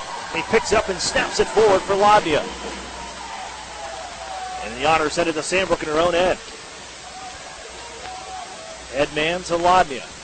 Cuts across the blue line, leaves it left wing side where it's picked up on the backhand, and Podubny able to feather it down low along the near side. Phelan sends it back around as Rhodes lost his stick. He grabbed by the far corner by Hutchison, gives back down low and launched ahead. As again a home run pass attempt. It'll go off the stick of Phelan, and Timpano moves it to center. Taylor Radish right side into the zone. Walks, has a man on the backside. Picked up off the boards by Maximovich, fed to Sandbrook, and then taped on to Taylor Radish. Right side, wrist shot just wide of the goaltender, and Sandbrook reaching, keeps it in on the backhand nicely. But Ubney, that went, got a little too much air on it, put off the chest of Taylor Radish, and here he's going to back up the center. Radish skates right back in, turned around by Phelan, and sends it in down low. Sandbrook able to keep it alive. Gives back down the far side wall, and it's taken away. O'Grady. And moves it forward. Murray, left wing. Trying to step around. Taylor Radish, man in front. It's O'Grady. Wide open. Stopped. Timpano turns on the backhand, and Erie able to block that try. Jailbreak the other way. 20 seconds on the power play. Edwardson with Radish. Back to Edwardson, and he couldn't handle the pass. Sends it in front. Off escape to the near side wall. Erie still with the power play. 10 seconds in the offensive zone. It's Josh Wainman. Center point area. Taylor Radish calls for it. Has it. Top of the far circle. Crossed on for Maximovich. Waits and floats it back to Wayman. Power play over. Wrist shot from Wayman. Sails just high. And now out of the box, Bolitka.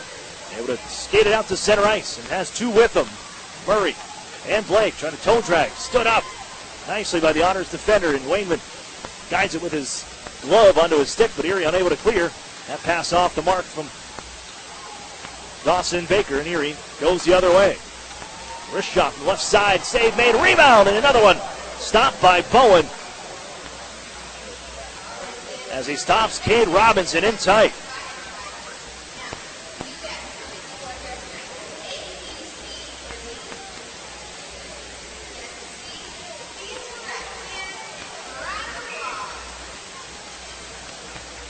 Face off far side. The final 5:36, 4-1 Erie.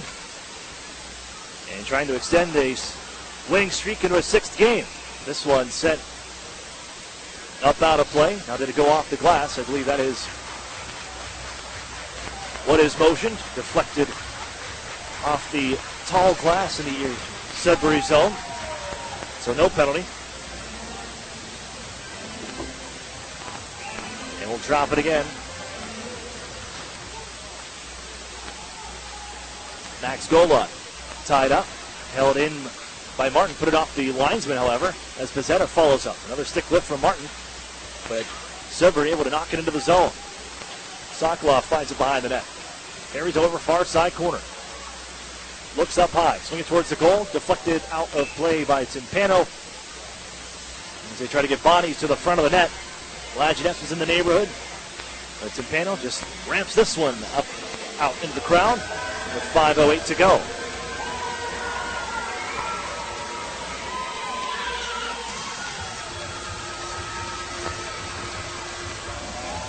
And the draw comes to the left of Erie's goaltender, looking for his fourth win of the season.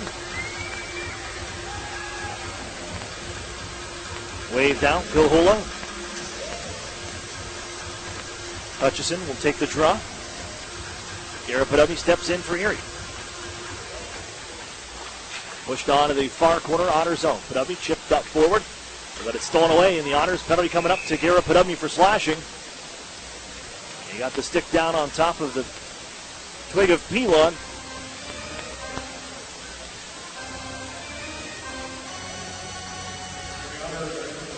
Now back to the PK for the Otters. 5 minutes left. So we're looking for a mad scramble here in the last 5 minutes. Ending their 3 games weekend. They started the season with 5 straight losses. A couple in extra time. Since then, 500 as they get squared away, dealing with injuries themselves. As Lajeunesse carries on far side wall. Up high with the power play. Put out for Rhodes. Back to Lajeunesse. Right wing circle. Dish down for Sokolov. He comes up high now in trading places. Leaves it for Rhodes. Center point error. Winds up. Slap shot. Oh, that one booming from the blue line. Catches the crossbar and deflects out of play.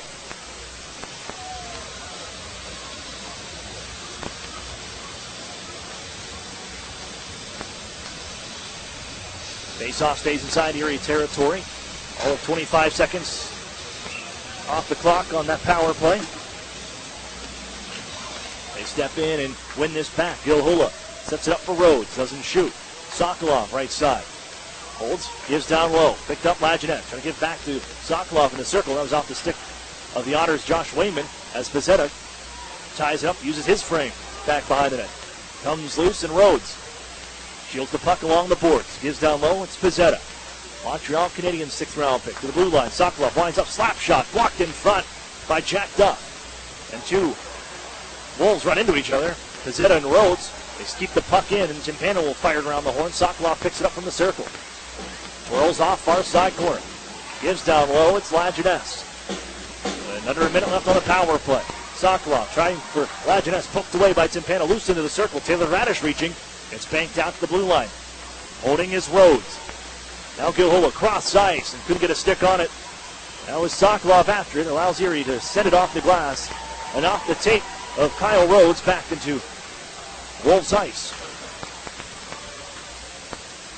They'll pick it up in Sokolov. They'll carry it back in. Around 1. Dropped off for O'Grady left side. Throw it towards the front of the net.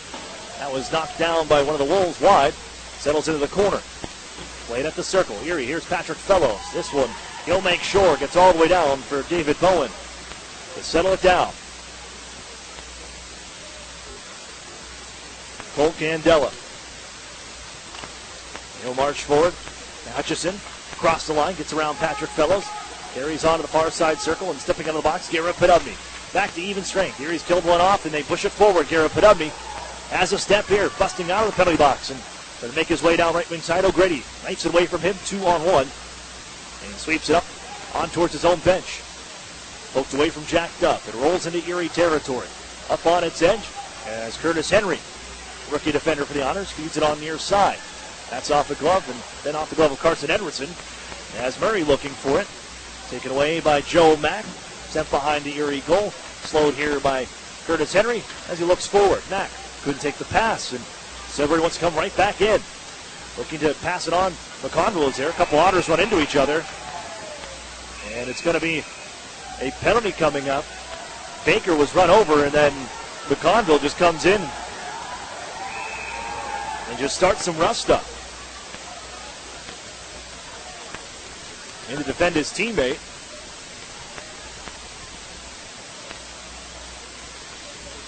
A strange collision right in the Otters zone on the play, and we'll have a few penalties here. The initial call was coming to the Otters. Now Curtis Henry is sent down to the locker room. McConville the same. With 2:17 to go.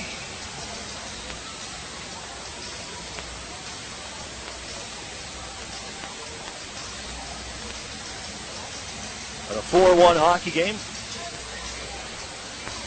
Japan will get a bit of a breather. There's still got some laundry back in the Otter zone.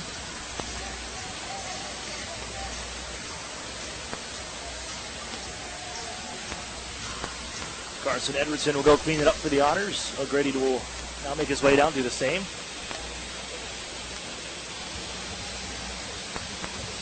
Penalties figured out down in front of us.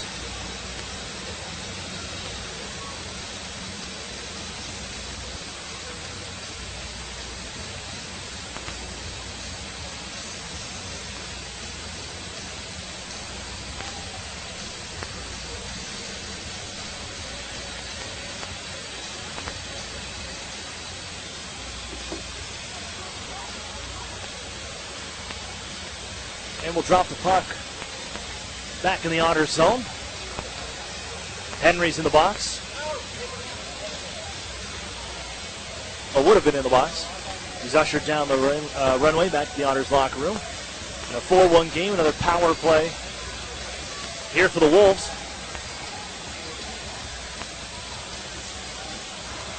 On to serve will be Kyle Maximovich.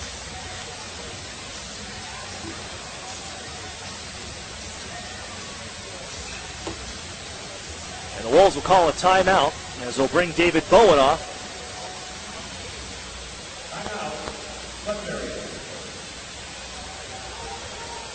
And 2 minutes, 17 seconds, all that remains here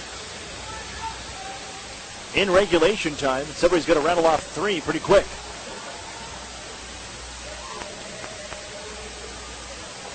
Erie out to a 3-0 lead through 2 periods. In the first, Cade Robinson started the scoring. Then Taylor Radish at 16:26 of the first. Then at 13:47 of the second. Taylor Radish added his second of the night. As we start the third, it was an interesting start, a minute 28 in. Troy Lajeunesse on the board, makes it 3-1. And then Kyle Rhodes had a goal waved off. It would have made it 3-2 at the time. Just minutes after Lajeunesse got on the board. And after it was reviewed, stayed the same. No goal. Here we got one back from Edwardson. Here we go, final 2:17. Goaltender off, power play on for Sudbury. Sokolov thought about it, gives to Lajeunesse along the goal line. Feeds it in front, it's off the stick, bounces to the near side corner. Here it can shoot for the empty net all they want. Here's Rhodes at the point though. Big blast, it's blocked away. And left on the near side wall. Gilhula, Rhodes, Looks, wrist shot through some traffic. Timpano finds it, and he'll hold on. With a minute 50 left in regulation. And the power play will take us all the way down to the final 16 seconds. With Maximovich serving the checking to the head call to Curtis.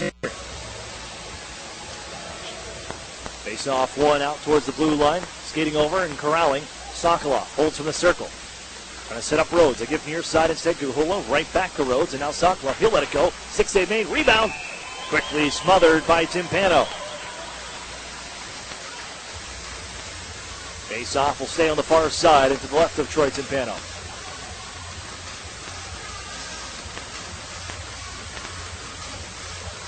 Shots 9-6 in favor of Sudbury. In this period alone, Rhodes holds. Has another face-off win for the Wolves. Sokolov, half slapper, looking for a deflection. Pizzetto is in front. That's off the mark as Gurney knocks it out to center ice. Patrick Fellows looking for the empty net. Partially deflected. And it's loose back behind the Sudbury cage. Sokolov digs it out. No goaltender. They put him in favor for the extra man. They get a 6-on-4 advantage right now. And now a penalty coming up. It's going to go to Lajeunesse. He got the stick up. Kind of duck around the Otters defender.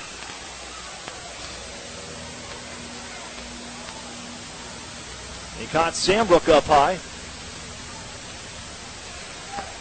And that'll even things up and they'll have to bring the goaltender back to the net. The final minute 12.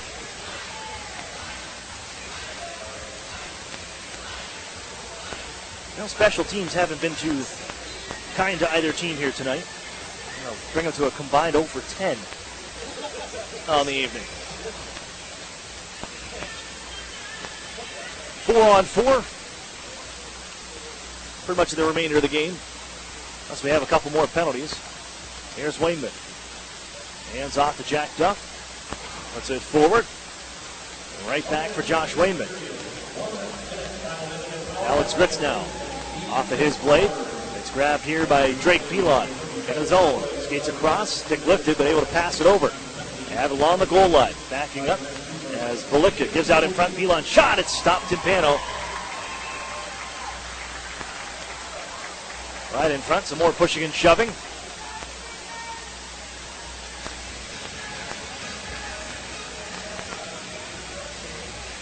Pilon finding a soft spot in the Otters D. And Timpano able to track that puck down. Go from on the post. Get out front of it.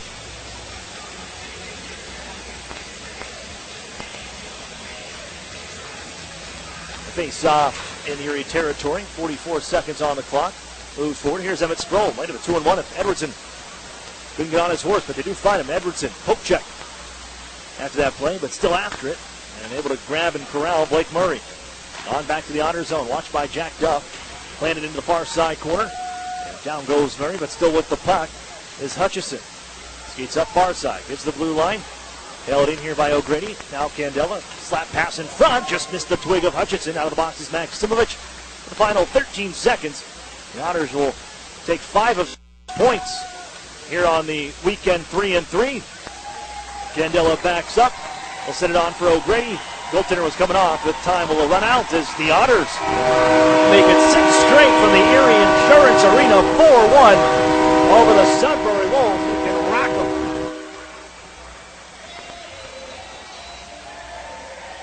We'll step away for a break. We'll have the Otters postgame show right after this. You're listening to the Erie Otters Radio Network on CBS Sports Radio 96.3 and 1260. $99.88 or $149 a month on a brand new Mirage or G4. Take your pick. Come see the sporty Mitsubishi Mirage or the sleek G4 sedan. Both get up to 40 miles per gallon and both come with a 10-year, 100,000-mile warranty. Own one today for only $99.88 or $149 a month. Only at Interstate Mitsubishi, 1/2 mile south of the Mill Creek Mall on Route 99. Prices prior to tax, title, and license fees will require financing through dealer or indirect lending service. As more and more companies offer their employees a choice of health plans, more and more people are deciding UPMC Health Plan is the best choice. With affordable in-network access to UPMC and other doctors and hospitals in your community, plus award-winning customer service, it's no wonder UPMC Health Plan is the fastest-growing health plan in the region. So when your employer gives you a choice this year, make the choice more and more people are making. Choose the best. Choose UPMC Health Plan.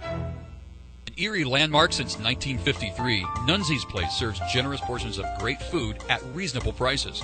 Family owned for almost 60 years, Nunzi's prepares the finest Italian cuisine in Erie.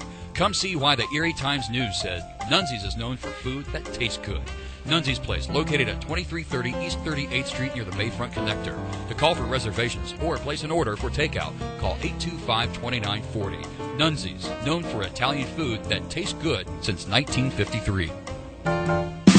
The new home of the Erie Otters, WRIE Erie, CBS Sports Radio 96.3 and 1260.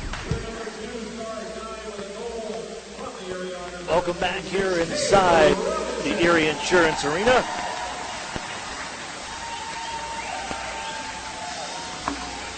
The Erie Otters wrap up 3-3 weekend. 5 out of 6 points, a solid weekend for the Otters.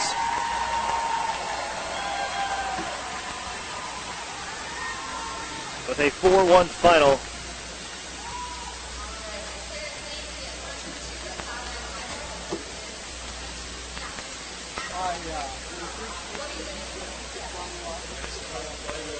As we wrap things up, it's the Otters post-game show.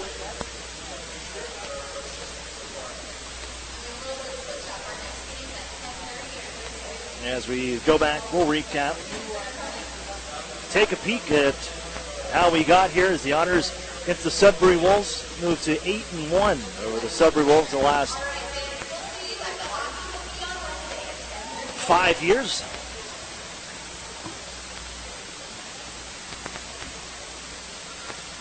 And we go back to the first period. Otters, a bit of a slow-moving start to the period, but once the Otters got the motor going, here on a Sunday 5 p.m. start, boy, did they get going. 46, Cade Robinson. 10:07, he's got his third of the season. With his line mates Alex Gritz and Max Golbot setting him up. And the Otters are up 1-0. They'll add to it. Taylor Radish on the board. Garrett Podubny letting a shot go from the right wing circle. Initial stop made by Jake McGrath as it bounced around. Maximovich able to, he was tied up. Still able to keep it loose. Here comes the Taylor Radish on the far side.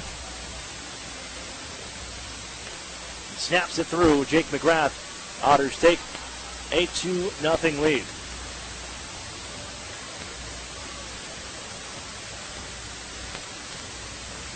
Head to the second period. The Otters, they kept it going.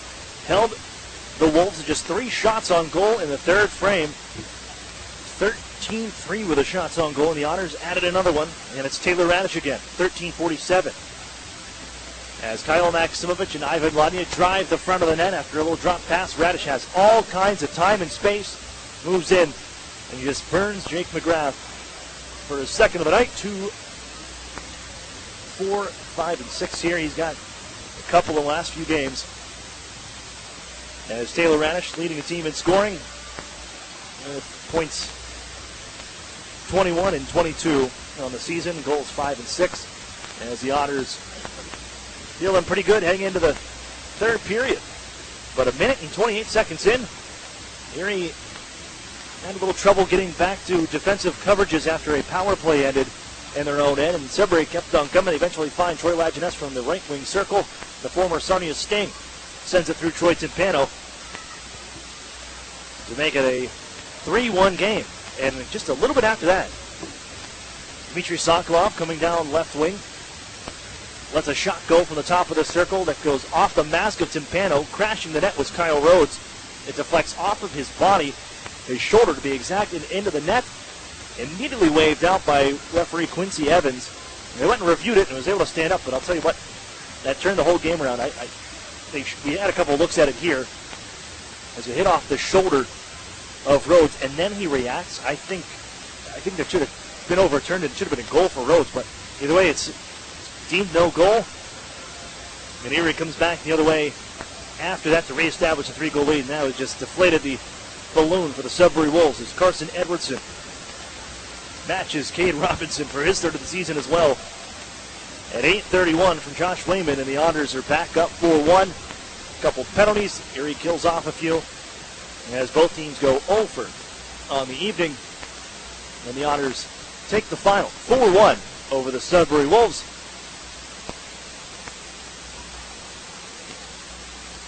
And another victory, that's 6th straight here from the Erie Insurance Arena. Still going to find it here on the road. Erie has 1 road win. That was opening night in Peterborough. But 6, they're going to take the points as they come here at home. They get 5 of 6 on the weekend in 3 games. Pretty solid outing for the Otters with a 3-3. We're going to take a look at tonight's Iron Workers local key number 3's Iron Men of the game with tonight's 3 stars. Third star, number 8, Carson Edwardson, at his third of the season. Second star, Cade Robinson, at his third of the season as well. The number 1 star is Taylor Radish. Second night in a row, he had 2 goals on the evening. And the Otters prevail 4-1 over the Sudbury Wolves and have their 8th victory of the Wolves in the last 5 years. 2,237 on attendance here tonight.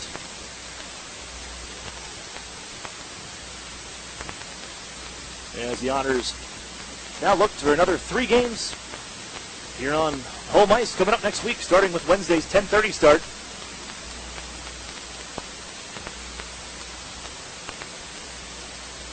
Next time you'll hear from us, Kitchener Rangers come to town, 10:30 a.m. It's a 10:15 pregame.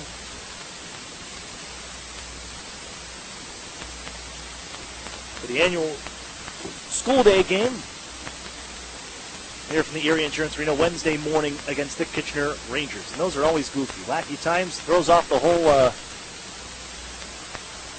usual routine for the Otters, as well for everybody really, with a 10:30 in the morning start. You never know what you'll get. Last time the Rangers came in for this game, it ended up being a shootout. Not an actual shootout. It was lots of scoring. 9-6. This was a couple years ago. Back in 2013. Otters and Rangers. That one was a wild one. Goaltending changes on both sides, but we'll see what we got here come Wednesday, the next time you hear from us. Otters another 4 goals. That'll put the Weiler Entry Systems Cash for Kids up to $550 on the season. The total $10 for every goal the Otters score. With that going to Shriners Hospitals for Children at the end of the season. Weiler Entry Systems Cash for Kids up to $550. As we wrap things up here tonight, I want to thank our producer here tonight, Dan Gonder, back in for us. We're wrapping things up on the weekend as the Otters take 5 of 6 points on the 3-3 weekend. And next time, we'll be doing this in the morning, 10:30 in the morning. Annual school day game from the Erie Insurance Arena, Wednesday, 10:15 pregame show here on your home for the Erie Otters. That'll do it for me. I'm Aaron Cooney saying so long. You've been listening to the Erie Otters Radio Network on CBS Sports Radio 96.3 and 1260. You've been listening to Erie Otters Hockey on WRIE Erie. Follow all the action throughout the season on the new home of the Erie Otters, CBS Sports Radio 96.3 and 1260. Erie landmark since 1953, Nunzi's Place serves generous portions of great food at reasonable prices. Family owned for almost 60 years, Nunzi's prepares the finest Italian cuisine in Erie. Come see why the Erie Times News said Nunzi's is known for food that tastes good. Nunzi's Place, located at 2330 East 38th Street near the Bayfront Connector. To call for reservations or place an order for takeout, call 825-2940. Nunzi's, known for Italian food that tastes good since 1953.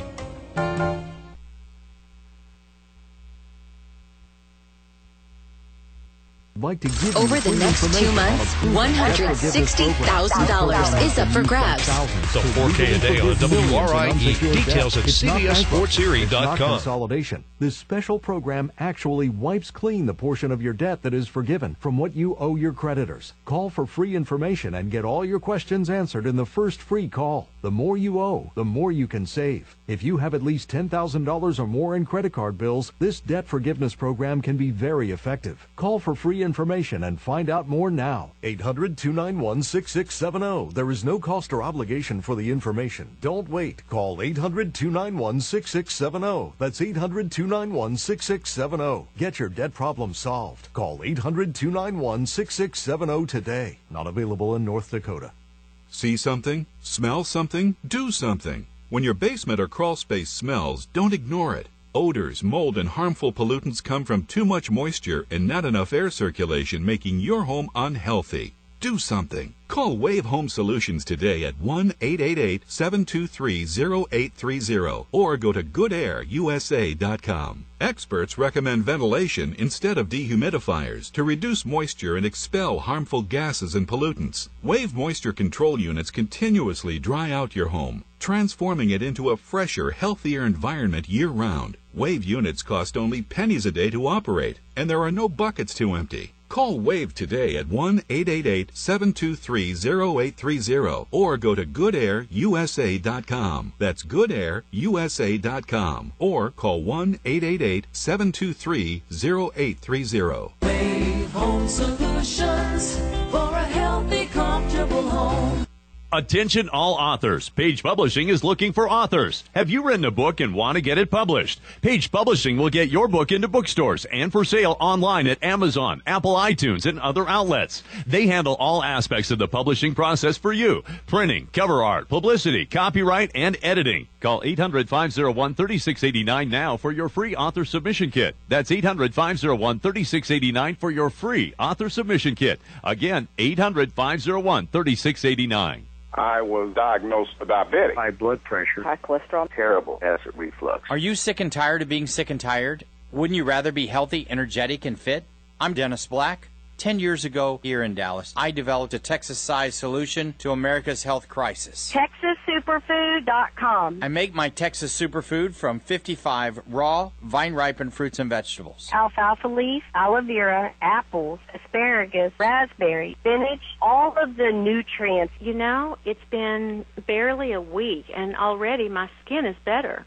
I lost 60 pounds. I mean, that's huge. Since I've been on superfood, I haven't been sick. It's borderline shocking how much energy I have. Thousands of people take my Texas Superfood every day. Join us on TexasSuperfood.com. TexasSuperfood.com. Or call 877-55-TEXAS. That's 877-55-TEXAS. 877-55-TEXAS. Or TexasSuperfood.com. Is credit card debt ruining your life? Now you can have a large portion of your credit card debt forgiven. Get Relief Today wants to give you free information that shows you how. This program is proven to work for credit card debt, medical bills, and department store debt. Thousands of people have used it to have a portion of their credit card debt forgiven. Call now for free information and a consultation, and we'll give you the secret to this money-saving program absolutely free. Get eye-opening information that could save you thousands of dollars a year or a month, depending on how much you owe. In fact, the more you owe, the more you can save. All you need is to owe $10,000 or more in credit card debt, medical bills, or department store debt to qualify. So call for free debt forgiveness information now at 800-207-8558. That's 800-207-8558. Discover the secret to having your credit card debt forgiven. Call 800-207-8558. 800-207-8558. I hate water softeners. I really hate softeners. I hate the thought of lugging salt and that it ruins septic systems. But I hate hard water that causes lime scale, which costs thousands in appliance damage and wasted energy. Stop hating and start loving again with the HydroCare Smart Descaler from Wave Home Solutions. Prevent and eliminate lime scale the smart way. No maintenance, no salt, no plumbing required, and better than magnetic wraps. 1 year performance guaranteed. Go to IHateMySoftener.com. IHateMySoftener.com. Hi, I'm Joyce, and I won $1,000. the 4K a day giveaway on CBS Sports Radio 96.3 and 1260.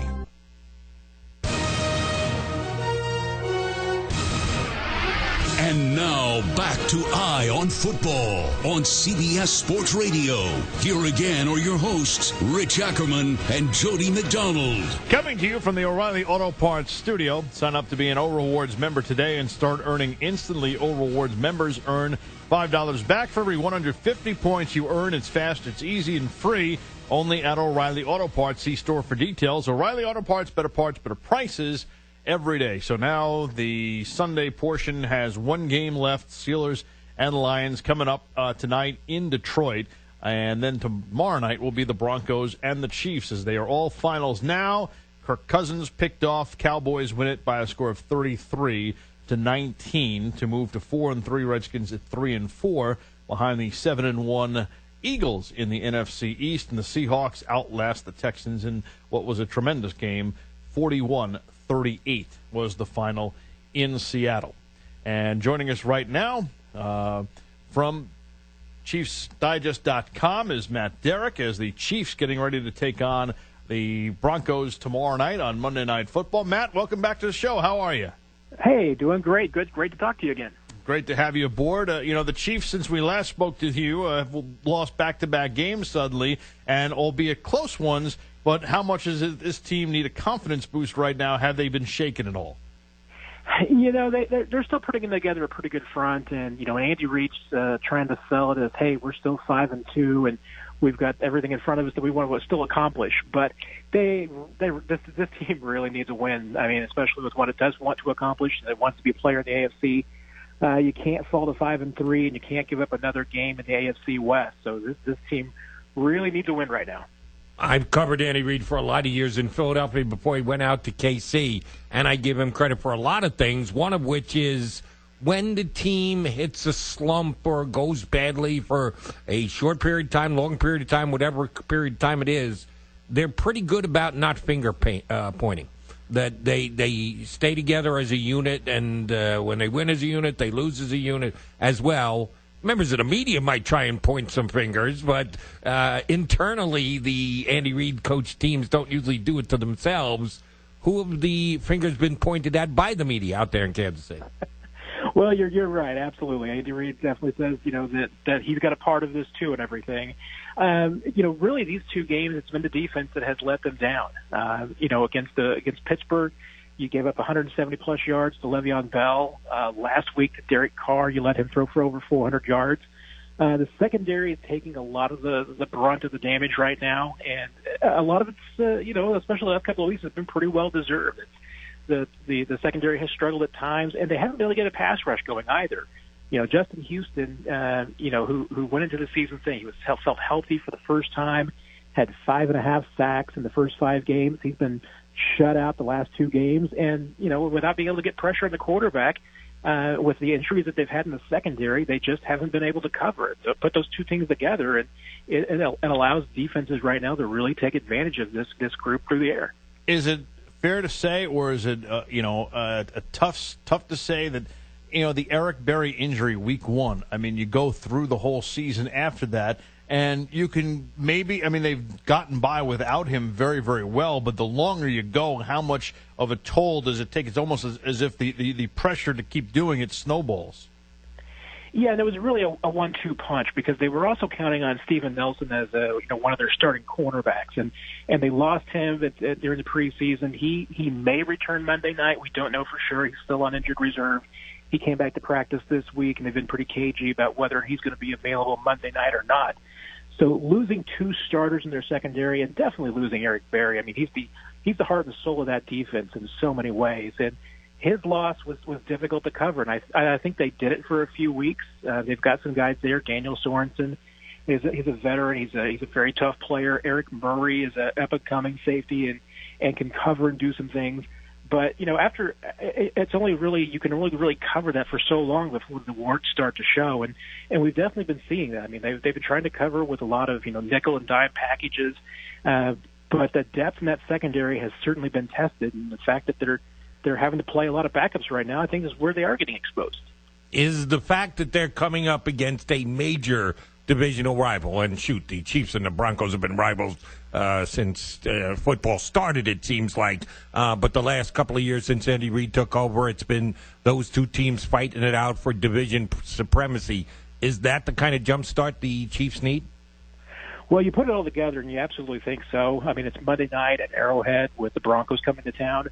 This seems to be the kind of home cooking that the Chiefs, really rely on. And you add to it that it's been 10 days since their last game, since that Thursday night game against the Raiders. I would never be the person who wants to bet against Andy Reid when he's had 10 days to prepare for an opponent like this in a situation like this. Talking with Matt Derrick of ChiefsDigest.com. One thing, aside from Andy Reid, also in their favor, has been Alex Smith, and certainly the way he has played. And I used to be critical of Alex Smith because his stat line always looked the same, but that is not the case anymore. And the other thing that you really come to appreciate about him, the more and more you watch him, is just how smart he is in knowing when either to, what type of play to make, what that defense gives you, and how much is it a feather in their cap to have a guy like that who seems to be very even-keeled and can kind of lift your team out of such doldrums. Yeah, the investment in Alex Smith that they made is really paying off right now. I mean, it hasn't necessarily done it the last few seasons, and I think a big part of that has been that he hasn't always had the talent around him to take advantage of what he can do, which is the ability to make quick decisions, the ability to find the open receiver and get the ball to guys and get the ball to playmakers. And right now he's got the best playmakers that he's ever had. And that, just combined with, who Alex Smith is and, the knowledge that he's put together in all his years in the NFL. I mean, he's a reliable quarterback, and he's been, maligned quite a bit as a game manager. But, you can do that and everything, and you can be that kind of quarterback when you've got some talent around you. I mean, Alex Smith has not necessarily always been the guy who's just going to put a team on his back and drive him down the field. But when he's got, Travis Kelce, he's got Tyreek Hill, he's got Kareem Hunt in the backfield, that gives him the weapons that makes him extremely dangerous. And we're seeing that this year. I mean, he's always been an on-target quarterback, but his completion percentage is up this year, his yardage is up, and more importantly, he's scoring touchdowns, which is what has really been kind of his struggle the last couple of seasons in Kansas City. Has it been a big story this week in Kansas City, specifically with the members of the Chiefs defense, about the return of KC of Jamal Charles? Yeah, I mean, it's definitely going to be the Jamal Charles game. I mean, that's definitely what it's going to be for, I think, the defense and for the fans. I mean, what kind of reaction he gets, I think it's going to be pretty warm. I think the fans will welcome him. Having Kareem Hunt now in Kansas City, I think makes that a little bit easier. I was talking to Derek Johnson the other day, and he's actually tackled Jamal Charles before, and he was kind of joking about it because, a couple of years ago, they were on opposite sides of one of these, Pro Bowl drafts. And Derek Johnson absolutely drilled Jamal Charles on a play. And he's like, I wasn't supposed to. It was you just kind of lose yourself and you forget who you're tackling. And he hit him pretty hard. So these two guys have gone at it before. So, it's definitely something that, I think that they're all excited to see Jamal Charles. But once they get into the game, they want to stop him. Talking with Matt Derrick of ChiefsDigest.com, the Chiefs will be hosting the Broncos tomorrow night. And considering both the Raiders and Chargers losing earlier today, and right now the Broncos at 3-3 and the Chiefs coming off back-to-back losses, what is the level of importance in this one here? Because it could be a very, very big swing from 5-3 and have the Broncos right behind you at 4-3 with another loss, or you make it 6-2 and then you have 3-4 teams in the AFC West. Yeah, you're absolutely right. I mean, at this point, you win this game. You've got the tiebreaker on the Broncos and the Chargers both. You don't have that with the Raiders, but, you'll have a 3-game lead on Oakland, and you've still got them coming to Kansas City. So winning this game absolutely puts the Chiefs into the driver's seat, but more importantly, it also helps them keep up with the rest of the AFC. They've got the tiebreaker on the Patriots, but they lost that to the Steelers. So they want to make sure that they've got home field advantage in January. That's what they're playing for. So this is the kind of game that they have to win. We've seen a lot of games and teams affected by Mother Nature today. What's the 24-hour from now forecast for Kansas City tomorrow night? Cold is the operative word. It's been a pretty mild, fall and everything in Kansas City. But tomorrow night looks like the temperatures are probably going to be in the 30s most of the game. Might even get colder than that. So it's it's going to be the first crisp game that this team has faced. They practiced Friday. It was in the mid-30s, or Saturday in the mid-30s, and that was really the first time this year that they've been out in cold weather. So the Broncos are maybe a little bit more used to it than the Chiefs are, but that's going to be the forecast for the night. Very picturesque night in Kansas City. Boy, it feels like the Chiefs are playing a primetime game every week. How many has it been now? Is this the fourth? Yeah, this is the fourth in 5 weeks that they've had. It's been a really irregular schedule. They've only had one noon kickoff, in Kansas City Central Time, and that's usually what they do. So, it's been a very irregular schedule, and I think that's kind of played into maybe a little bit of the struggles they've had the last few weeks, because I think that schedule in the past has been, these primetime games have been a problem for the Chiefs and Andy Reid. They've kind of overcome that. They've won a bunch of them in a row. But, just not playing on Sunday at a regular scheduled time, I think it's kind of caught up to them a little bit. How do you see this one turning out? Like I said, I have a hard time ever betting against Andy Reid, given this much time at home against a divisional opponent. The Broncos are coming in a little bit banged up on the offensive line. They've struggled there, and I know that the Chiefs absolutely believe that they can get to the quarterback and they can get to Trevor Siemian and cause some problems there. Jamal Charles is kind of an X factor, how much they really put him into the offense. But the Broncos have a tough defense. Absolutely they do. But, the Chiefs put 30 points on this team twice last year, and I think there's a pretty good chance they do it again. So I'm looking for something along the lines of 27-20 Chiefs. Matt, thanks so much for a couple of minutes. Greatly appreciated. Enjoy the game tomorrow night. Absolutely. We'll talk to you later. All right, Matt Derrick of ChiefsDigest.com, and I think this is an outstanding opportunity right here. What was a very crowded division could be a one-team race, and we talked about the Eagles' dominance in the NFC, but the Chiefs could really put a stranglehold on the AFC West and also be right there once again with the team they beat opening night in the Patriots at 6-2. If you enjoy good competitive divisions and everybody with a shot come December, well, then you got to root for the Broncos in this game. Because if not, yes, the Chiefs can open up some daylight between themselves and everyone else in the division. I think it's going to be the Chiefs and the Patriots and the Steelers doing battle all the way until that last week of the season for overall AFC supremacy. It's funny that the Chiefs have had the Bengals number, but they've also had the Chiefs number. And I think that's going to be a tough one to overcome. We talked about Ben Roethlisberger and his ability to play in the bad weather. I think that the Steelers are in a really interesting situation here. How does this one go? Because it's pretty quickly becoming a three-team race in the AFC. Any of those three teams can get there. I thought the Patriots were, on paper, the best team in the AFC coming into the season. I fielded calls here on CBS Sports Radio about, if they win this opener against Kansas City, I don't see them losing again. 19-0, 20-0. Some of the overly enthusiastic fans of the Boston area, and sure enough, they didn't even win game number one. But, the Chiefs and the Steelers, I think, both have the talent to stay with the Patriots all year long. And maybe there's someone out there that we're discounting, not giving enough credit to. I like the Titans as much as I did before the season started, and they're tied for first place.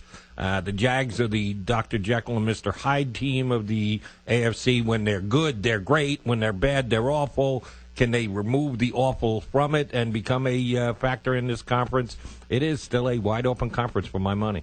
Yep, and, look, Trevor Siemian has not looked good at all this year. And, as good as the Broncos' defense has been, the offense really has to pick it up because they can only live so long on Von Miller.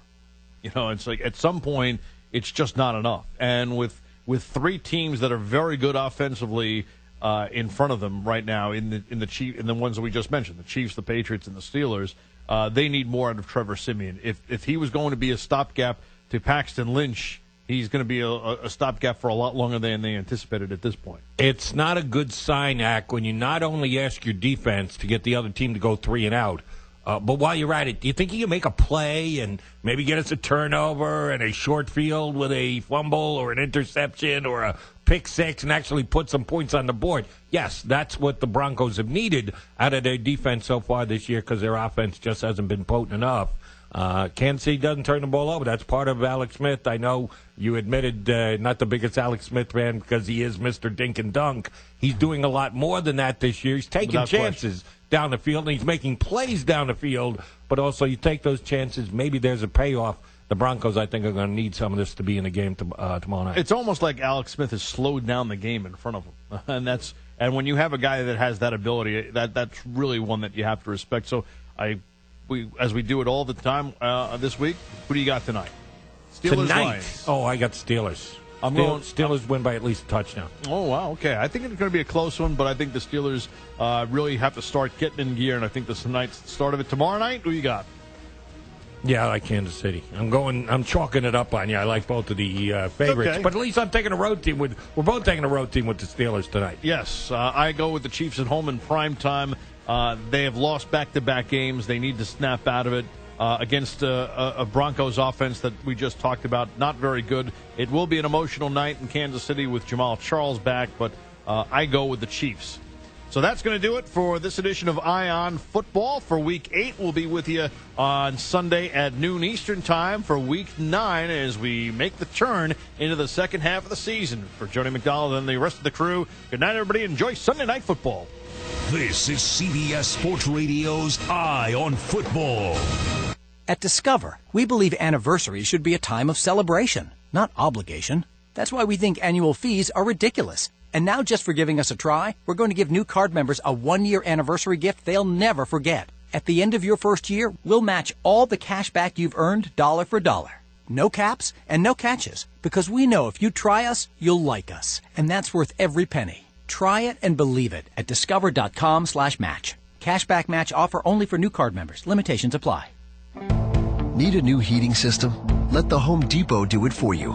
Our licensed professionals will do the job right. And now get up to $1,600 via online rebate when you purchase and install a new heating and cooling system through the Home Depot. Call 1-800-HOME-DEPOT or visit homedepot.com/HVAC to get started. Valid on in-home sales between October 19th and November 15th and installations completed and paid in full by December 15th. License numbers 13VH092775000 and HIC.0533772. Need a new heating system? Let the Home Depot do it for you. Our licensed professionals will do the job right. And now get up to $1,600 via online rebate when you purchase and install a new heating and cooling system through the Home Depot. Call 1-800-HOME-DEPOT or visit homedepot.com/HVAC to get started. Valid on in-home sales between October 19th and November 15th and installations completed and paid in full by December 15th. License numbers 13VH092775000 and HIC.0533772. Revolutionize your day with a trip to the library. We offer cultural programs and educational classes for all ages to enhance skills, stir creativity, and encourage exploration. You'll find a wide variety of computer classes, including new coding classes, resume and job readiness support, entrepreneur meetups, makerspace days, teen book clubs, early literacy programs, free films, concerts, and senior days. And most of the programs are free. Erie County Library. Ignite, excite, and inspire yourself. Arthur F. Schultz Factory Authorized Blowout ends Tuesday at 8. Save 50, 60, 65% and more, plus 12 months no interest and absolutely free delivery. Arthur F. Schultz buyers purchase multiple truckloads of furniture, appliances, and mattresses from America's #1 manufacturers. To take advantage of factory offers too good to pass up. For a limited time, Arthur F. Schultz extends these lowest ever factory authorized prices to Erie households. If you're in the market, buy now. Stylish sofas, love seats, and sectionals, 50 to 65% off. Hundreds of comfortable Lazy Boys in stock for immediate delivery. Erie's largest selection of appliance and casual dining and appliances all on sale. Save 50 to 58% on every Beauty Rest and Sealy Posturepedic mattress. Plus, great savings on Tempur-Pedic and Stearns & Foster. Up to 65% off more master and youth bedrooms than you'll find anywhere. No interest for 12 months and absolutely free delivery. Arthur F. Schultz Factory Authorized Blowout ends Tuesday at 8. There is only one Arthur F. Schultz located at 939 West 26th and Cascade in the heart of Erie. Hey, Erie community. If you work in a nursing home, hospital, rehab center, senior living community, or a school, how would you like to have a visit from a certified therapy dog? Therapy Dogs United programs are designed to benefit struggling readers, seniors, kids and adults with disabilities, anyone going through rehab, or just anyone who's in need of a smile for the day. We are always looking for locations to share our dog's love. Therapy Dogs United can bring a certified therapy dog into your facility to work with your clients. Please give us a call at Therapy Dogs United, 814 1-800-456-3647 or log on to our website at therapydogsunited.org, and we'll see what we can do to share our dog's love with your facility. And don't forget, if you have a dog that you would like to enter into our program and share your dog's love, give us a call, 814-456-3647. Therapy Dogs United is always looking for great dogs to add to our nonprofit organization. Are you behind on your federal student loan payments? You may qualify to have your entire student loan forgiven with one free call. That's right. If you're a teacher, police officer, firefighter, or work for a nonprofit, federal programs are still available to have your entire student loan forgiven. Student Loan Options wants to give you free information on all the programs that can help. The sooner you call, the faster you can get relief. Get the maximum loan forgiveness, loan reduction, or consolidation available. Plus, find out in the first free call what you qualify for. A loan forgiveness specialist is standing by to answer all of your questions for free. Stop worrying about student loan payments. This free information could change your life. Call 800-374-0311. 800-374-0311. Wipe out your federal student loan debt. Find out how. Call 800-374-0311. 800-374-0311. WRIE Erie and W242CU Erie, CBS Sports Radio 96.3 and 1260, sponsored by Bianchi Honda, voted Erie's best for auto sales and service. CBS Sports Radio. Sports Flash. I'm Peter Schwartz. The Dodgers and Astros are getting ready for Game 5 of the World Series in Houston. The series tied at 2 games apiece, so Astros manager A.J. Hinch puts it all into perspective. You know, obviously it's a best of 3 now, and 2 of them will be at their place. One of them's going to be at our place. I never really thought about winning 3 in a row. I worried about winning today. Pitching matchup tonight, Dallas Keuchel, Clayton Kershaw. First pitch coming up 8:20 Eastern Time. Astros manager A.J. Hinch has removed Ken Giles from the closer role. The Nationals will reportedly name former Cubs bench coach Dave Martinez as their new manager. Martinez said to have agreed to a 3-year deal with an option for a 4th. Week 8 in the NFL, the Sunday night game, the Steelers getting set to take on the Lions. In Seattle, the Seahawks trail the Texans 38-34 late in the fourth quarter. Seattle trailing by 4. Wilson back to pass, throwing over the middle. Wide open. Touchdown. Jimmy Graham. Jimmy Graham scores. Seattle is back in front with 21 seconds to go. What a game. Brandon Gowden on Westwood 1. The Seahawks beat the Texans 41-38. In Philadelphia, Eagles improved to 7-1, beat the 49ers 33-10. Carson Wentz and the Eagles have won 6 in a row. They keep taking things 1 week at a time. I mean, that's kind of just our approach every week is just go 1-0. Go 1-0, study the tape. Don't get caught up in all the outside noise, good and bad, and just try and go 1-0 for the week and have the same preparation day in and day out. And, you know, I thought we did that. We just, again, we're kind of sluggish today, but we'll be better. Wentz threw a pair of touchdown passes. Elsewhere, Cowboys over the Redskins 33-19. Falcons 25, Jets 20. Panthers over the Bucs 17-3. Saints 20, Bears 12. Patriots beat the Chargers 18-13. Bengals 24, Colts 23. The Bills over the Raiders 34-14. And in London, the Vikings over the Browns 33-16. NBA in the second quarter, Knicks 46, Cavs 39. Fourth quarter scores, Hornets 95, Magic 90. Nuggets 103, Nets 88. The Wizards lead the Kings 97-63. Finals, the Pacers over the Spurs 97-94. And the Bucks over the Hawks 117-106. NHL after 1, the Jets lead the Penguins 5-0. In a shootout, the Ducks beat the Hurricanes 4-3. College football, Florida head coach Jim McElwain have mutually parted ways. Defensive coordinator Randy Shannon takes over on an interim basis. NASCAR, Kyle Busch wins at Martinsville. I'm Peter Schwartz. Listening to CBS Sports Radio is easy with the CBS Sports app. Free in the Google Play and iTunes App Store.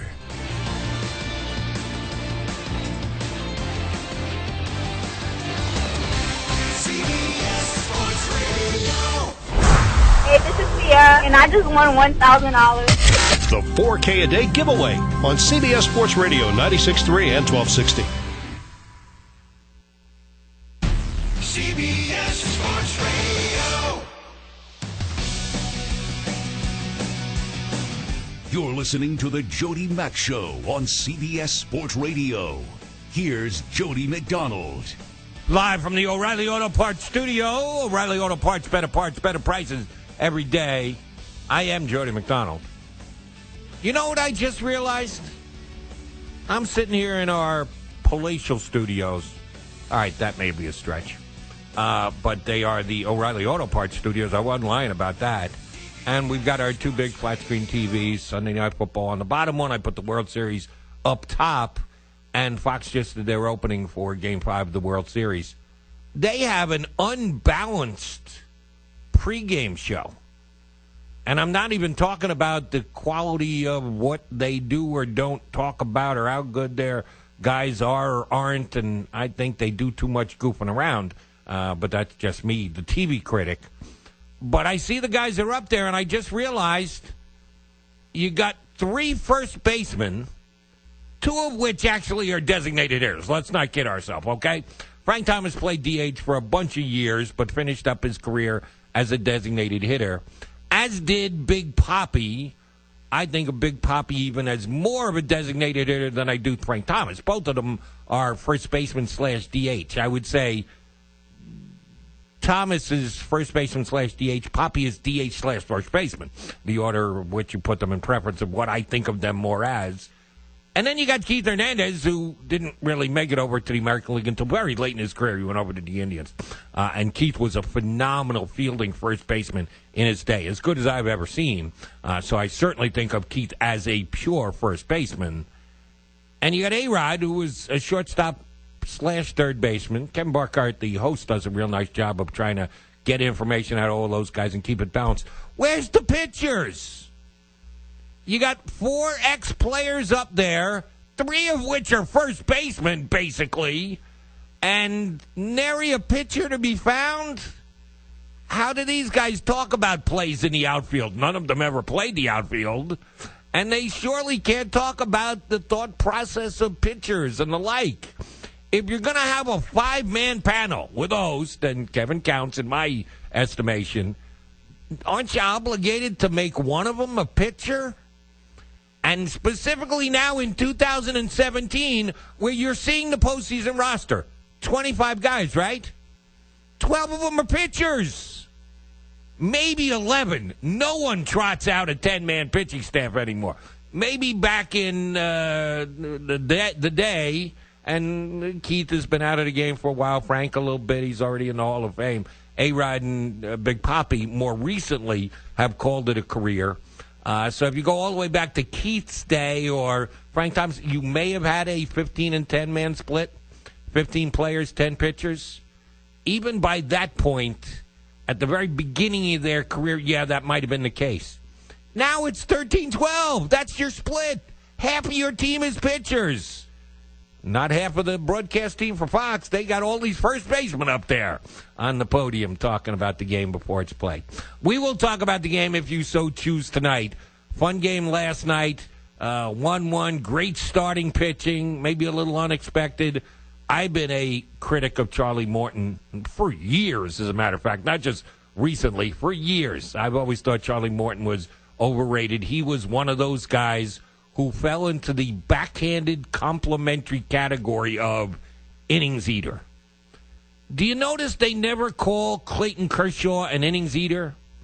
Nobody's ever said Justin Verlander's an innings eater. Madison Bumgarner, innings eater. Max Scherzer, innings eater. No, those are Cy Young candidates. If you're a Cy Young candidate, that means you're not an innings eater. Even though they eat innings, they pitch plenty, but they give you prime innings, high-level innings, sub-3 ERA innings, whereas guys who just can stay in the game long enough to eat up some innings, that's a seriously backhanded compliment. And that's what the people who have been Charlie Morton fans have said about him. The guy has come around. The year he's had in Houston, he never threw 96 continually on his fastball, touching 98. Charlie Morton used to throw 91, 92. I don't know where he got these extra 6 to 7 miles an hour, but he is. And his stuff is breaking better than it ever has been. And he pitched very well last night. Alex Wood How about the night he has? He's cruising along, pitching a no-hitter, 5 2/3, gives up a home run. Dave Roberts says, okay, that's it, you're done. So in one pitch, he loses the no-hitter, the shutout, and potentially the game because it was 0-0 at the time. He comes off the field on the short end of the score. He could have been the loser last night. They get it even, tied 1-1, and then the Dodgers put up a 5-spot in the ninth inning and go on to win 6-2. So that knots the World Series up at 2 games apiece, which, yes, I'm a big baseball fan, and that's what I was rooting for more than anybody. I know some of the guys on both of the teams, but I don't have a real good, tight friend on either of the 2 teams, so what I was rooting for was basically a 7-game series. It looks like that can very well be the case with the Dodgers winning last night. So you want to talk some baseball about the World Series? We can. I honestly don't remember. Maybe you 2 guys can tell me. You were here, weren't you? I think I brought up Yuli Gurriel yesterday during the show. We didn't do a lot. I didn't get any calls on it. I did a baseball show this morning, got a lot more calls on it. I thought that Rob Manfred made a mistake. I thought that he went light on his punishment for what Yuli Gurriel did and just absolutely disgracing himself, in my mind, with the gesture that he made in the dugout after hitting home run off Yu Darvish. To me, it was more than racially insensitive. It was racially abhorrent. And he did the crime during the World Series. Well, he should do the time during the World Series. I like the fact that Rob Manfred acted immediately. It was a smart thing to do. I think he could have acted immediately and acted appropriately, which is attempt to suspend him right then and there for a game in the World Series.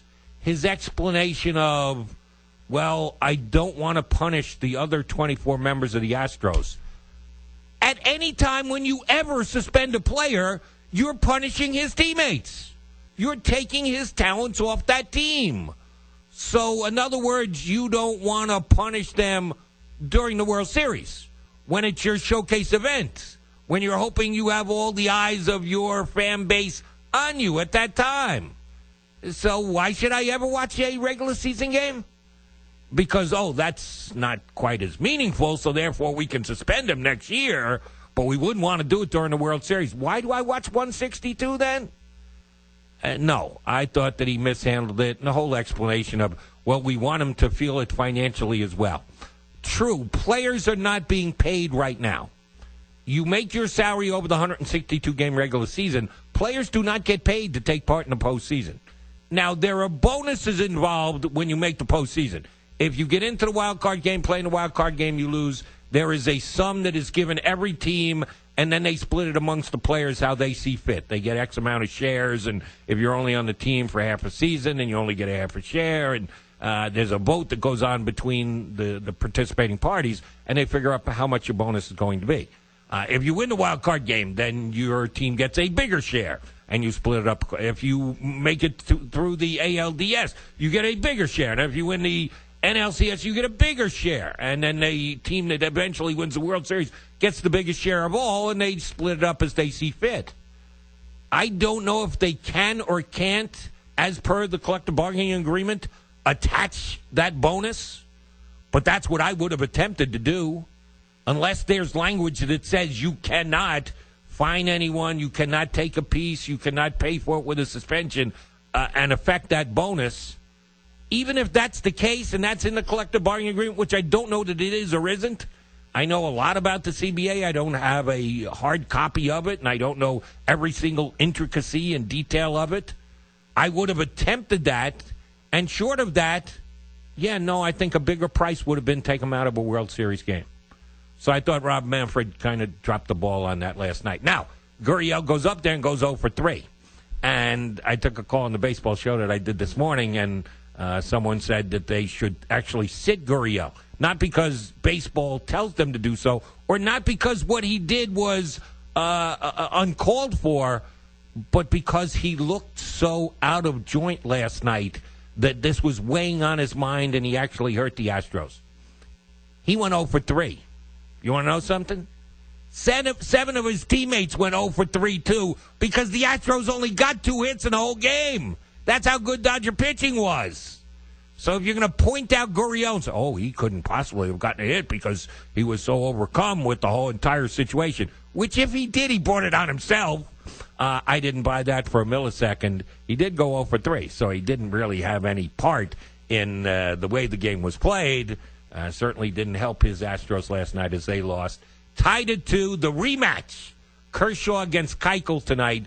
Phenomenal pitching duel. The first time these two pitched against each other, game 1 of the World Series, but that one was in Los Angeles with the Shadows. Kershaw was dominant, 11 strikeouts.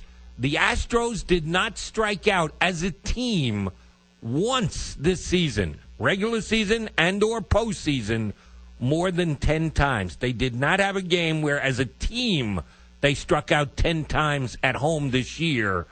So I think Kershaw might be hard-pressed to get double-digit strikeouts tonight against the Astros. But I do expect them to pitch a big game for the L.A. Dodgers tonight. Should be a good one. So you want to comment on the World Series, we can. We will also get into Week 8 in the National Football League, some wild events, some bad weather, and the like. You want to talk about your team, win or lose, hit me up on the telephone lines. 855-2124-CBS. We put them open immediatamente. Right off the bat, we open it up for you. Ack's been going around the league for the last 8 hours. I lent him a helping hand for the last 2, but we did not get any calls in. The fans should be heard from. That's why I hop aboard and do my little 2 hours here. 855-212-4227. If you're not a talkative individual, but you got something you want to say, well, you can do it via Twitter. Hit me up at Jody Macman, JodyMacMan. Best tweet will be the Mac Daddy tweet of the day. We'll field that sometime over the next hour and 30 minutes. Lots to do. Jody Mac, the Sunday night get-together here on CBS Sports Radio. I want to hear from you. Do you owe more than $8,500 to the IRS? If so, get ready, as we are going to give you the most important number you may ever need to finally end your IRS nightmare. You may have heard of the tax settlement program with the IRS. That program allows you to reduce your back taxes with the IRS. Well, guess what? The IRS will be making drastic changes to this tax settlement program, making it even more difficult to reduce your tax debt. Call Platinum Tax Defenders today to learn how you can resolve your tax nightmare before these new changes go into effect. Now is the time to take action and speak to a qualified tax professional for free. We're A-rated with the Better Business Bureau and know the rules to get you the best deal possible. If you owe at least $8,500 to the IRS, then call Platinum Tax Defenders at 800-801-9553. Call 800-801-9553 for a free and confidential tax debt analysis. 800-801-9553. 800-801-9553. How will the recent massive data breach affect you? Is your personal information at risk? If you are a Discover credit card member, there's an important action you can take to help protect yourself right now. Go online and sign up for Discover's free Social Security alerts. Once activated, we will alert you if your Social Security number is found on any one of thousands of risky websites. Learn more and sign up for free alerts at discover.com/free alerts. Limitations apply. If you have hard water, the lime scale not only leaves white spots, it clogs pipes and breaks down appliances, costing you hundreds of dollars in energy and wear. Eliminate lime scale and other water issues like brown staining, bad odors, and lead with HydroCare water products available from Wave Home Solutions. Wave's affordable systems don't use salts or chemicals. You'll love the way your water tastes, smells, and looks. Satisfaction guaranteed. For more information, go to goodclearwater.com. That's goodclearwater.com. Are you looking for senior care for your mom or dad but don't know where to start? Hi, I'm Joan London with The Place for Mom. Nobody knows your parent or loved one better than you, and nobody knows senior living better than the experts at A Place for Mom. They've helped thousands of families find the right place for their mom or dad. I was so glad that I called A Place for Mom. My advisor really listened and was truly my partner in finding senior care for my dad. She went out of her way to get to know him as a person and was always there whenever I had a question. The senior living advisors at A Place for Mom partner with thousands of families every month, listening and offering local knowledge and advice to help find the best senior living communities across the country. And it's a free service. Here's the number. Call A Place for Mom at 1-800-467-7530. There's a place for answers, a place for mom. Call today. Call A Place for Mom at 1-800-467-7530. That's 1-800-467-7530. I hate water softeners. I hate lugging salt. I hate that it ruins septic systems and wastes water. But I know if I don't treat my hard water, limescale buildup will cost me thousands, ruining my appliances and wasting energy. I wish there was a better way. Now there is. Introducing the HydroCare Smart Descaler from Wave Home Solutions. This revolutionary technology uses a computer-controlled process to prevent and eliminate limescale buildup electronically without salt or chemicals. It's compact, easy to install, and powerful enough to keep all your pipes and appliances pristine clean and running efficiently. No plumbing required, no maintenance, no salt. There is a better way to treat hard water. The Smart Descaler from Wave. It comes with an unprecedented 1-year money-back guarantee. Try it yourself. Call 1-866-360-4449. 1-866-360-4449. Or visit fixhardwater.com. Fixhardwater.com. Wave Home Solutions for a healthy, comfortable home. Are you behind on your federal student loan payments? You may qualify to have your entire student loan forgiven with one free call. That's right. If you're a teacher, police officer, firefighter, or work for a nonprofit, federal programs are still available to have your entire student loan forgiven. Student Loan Options wants to give you free information on all the programs that can help. The sooner you call, the faster you can get relief. Get the maximum loan forgiveness, loan reduction, or consolidation available. Plus, find out in the first free call what you qualify for. A loan forgiveness specialist is standing by to answer all of your questions for free. Stop worrying about student loan payments. This free information could change your life. Call 800-374-0311. 800-374-0311. Wipe out your federal student loan debt. Find out how. Call 800-374-0311. 800-374-0311. Over the next 2 months, $160,000 is up for grabs. The 4K a day on WRIE. Details at cbssportserie.com.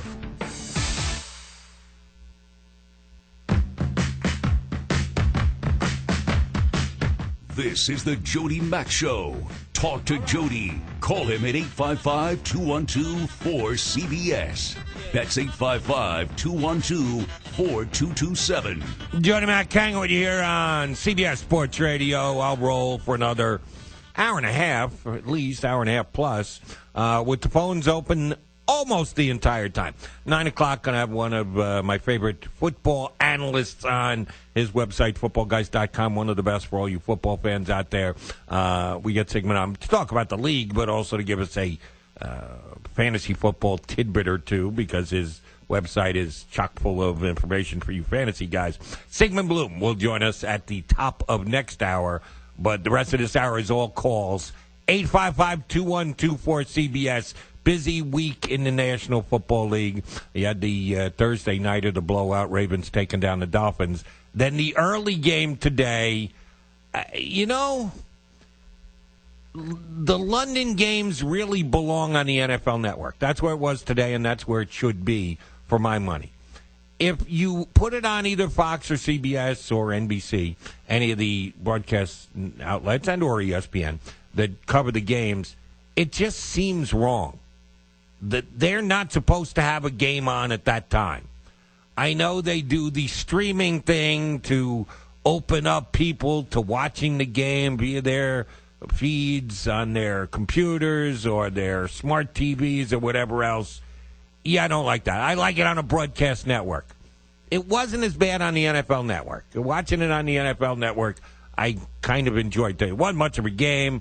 Browns hung tough for a half. Vikings pulled away in the second half. I'm not a Case Keenum fan, but I got to give him some props here. He's doing a pretty nice job keeping that Viking team propped up and afloat, tied for first place in the Central.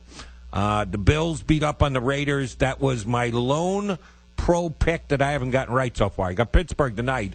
I got two winners. I got one loser. I thought the Raiders would come cross country and play well. They scored first, and I felt good about it. But then the Bills just shut down the Raider offense thereafter. So the Bills are better than I thought they would be. The Patriots, again, much like the Raiders fell behind early. The Chargers scored first, but then the Patriots handled them thereafter. I got to give the Saints credit. They're better than I thought. I thought they were ticketed for last place in that division, and sure enough, they sit atop that division. They win again at home against the Bears today. We'll get to the Falcons and Jets. I see I got Ira from Staten Island wants to talk about the game. Competitive, close, in the downpour out at MetLife today. Jets hung in there but lost to the Falcons. Eagles pummeled the 49ers the way they're supposed to. I thought the rain could keep this one close. I didn't think there was any way the Eagles could lose. It wasn't really close, 33-10. Eagles, the only one defeat team in the league, now 7-1. The Buccaneers are just not as good as I thought. Maybe I got sucked in by watching them on HBO all preseason, that they were telling a good tale, and I thought Jameis Winston was going to take a major step up. I thought the Deshaun Watson signing was a big one for them, that their defense was ready to step up and have a big year. Did I say Deshaun Watson? I meant Deshaun Jackson. They're just not as good a football team as I thought, and the Panthers went in there. Here's what I'll say about the Panthers. I watched them basically get manhandled by the Eagles a couple of weeks ago on Thursday Night Football. Defensive line put a ton of pressure on Cam Newton. He was throwing off his back foot the entire time. Without Kuechly in the lineup, I thought their defense would go backwards. Their defense is hanging tough. Held the Bucks to a field goal today. Last week they got beat by the Bears, but it was defenses touchdowns that cost them, not scores against their defense. Panther defense is still tough. The Panthers might be able to hang in and make themselves a playoff squad. Wild game between the Seahawks and the Texans. Didn't think it was going to be a 40-38 shootout, but that's what it turned out to be. Both quarterbacks throwing for over 400 yards. Cowboys beat the Skins. Cowboys are the only team that can put any kind of pressure on the Eagles because they're a couple games back and they haven't played yet. Eagles-Cowboys did not play in the first half of the season. Both games come up in the second half of the season, so they're the only team that can make a run at the Eagles. And you got the Steelers and Lions tonight in an intra-conference game. So you pick or choose which of the games you want to talk about from Week 8 here in the National Football League. Do it on my phone lines, 855-2124-CBS. Ira, how wet was it out there at MetLife Stadium today? I'll tell you the truth, Jody, except for that 95 game against the Oilers and the 97 game against the Ravens, this was one of the wetter days in New Jersey for a Jet game, I can tell you that. I was at the Raven game. I sat through that one. You know, it was a bad one. Wasn't rain; it was snow. Late game in the season against the Steelers. Yes, was it 7-0? Curtis Martin Yeah, scored the only touchdown in the game, something along those lines. Yeah, something. He ran through the snow for like 150-plus yards or something like that. And really low scoring, but that was a tough one. But because the Jets won, it all has to come down with the final score. If you lose, then it was the most god-awful weather day you ever had. If you win, it was, yeah, we were tough. Yours truly and the Jets weathered the storm and got ourselves a victory. Absolutely, and believe me, I'll take a foot of snow over rain blowing sideways into your face. I can tell you that. But I tell you, Jerry, you know what? It's amazing going into this year. I just had expectations. I wanted to see young kids develop, and you know how many games they win. But these last 3 weeks are tough to take. I mean, at minimum, we should have won 2 of the 3, and. You know, it just shows you that they have some of the pieces in place. Of course, the quarterback issue will be addressed however way they go, whether it's a veteran or draft one next year. But they just don't have the talent, team-wise, to pull out games like this when they make mistakes. You look at the 2 missed field goals and the curly muff on the punt. It's 9 points right there. You know, if Canizero makes 2 of the field goals, we end up winning this game 26-25. So it's very frustrating. But to me, the 2 big things at 17-16, I got to question what they're doing. It's 3rd and 8, or 3rd and 9. They got about a 35-yard field goal to make. You know, if they run the ball and get a couple of more yards. Instead, they drop McCown back. He takes a sack and it's a 45-yarder. He misses it, and then the next play, Freeman rips off a 50-yard run. And to me, that's where the game really swung. And let me ask you about that play, because I thought it was a key play in the game too. I did not have a problem with their attempting to pass for a first down there, keep the clock moving, get 7 instead of 3. But there are certain plays that you don't want to call. You don't want to leave your quarterback back there for the chance to take a sack. Now, that being said, McCown needed to get rid of that ball. Throw it into the third row of the stands. He didn't. So shame on him as well. But you might have had a better look being at the game. Were they running the routes too long? Did they try and do too much? You go with a quick hitter. I know you always try and throw it to at least the sticks. But more importantly yes, you've got to make sure you get the ball out of the quarterback hand. I won't call him on the carpet for just calling a pass play, but I think they needed to call a different type of play. I think you're right. Yeah, okay, I'll give you that. I think they were looking for something more towards a 10 to 15 yards, and it took time to develop, and he didn't throw the ball away. So you're right. That's a bad play call. Yeah, it was, and you just look at the whole situation. It's been so frustrating these last 3 weeks. I give them credit for playing hard, this and that, but the bottom line is, you just come away with these losses, and you look at it this way: we lost to the 2 Super Bowl teams from last year. One team by 5 and one team by 7. And today we should have won the game. I knew the weather was going to be a factor, and the Jets couldn't jump on it early. I mean, they had that fumble early on, and then they ended up missing the field goal. I mean, it should have been 14-0 in the first 5 minutes, first 10 minutes of the game, and they just weren't able to take advantage of it. You know what, Jody? It's just these last 3 weeks have become real frustrating as a Jets fan.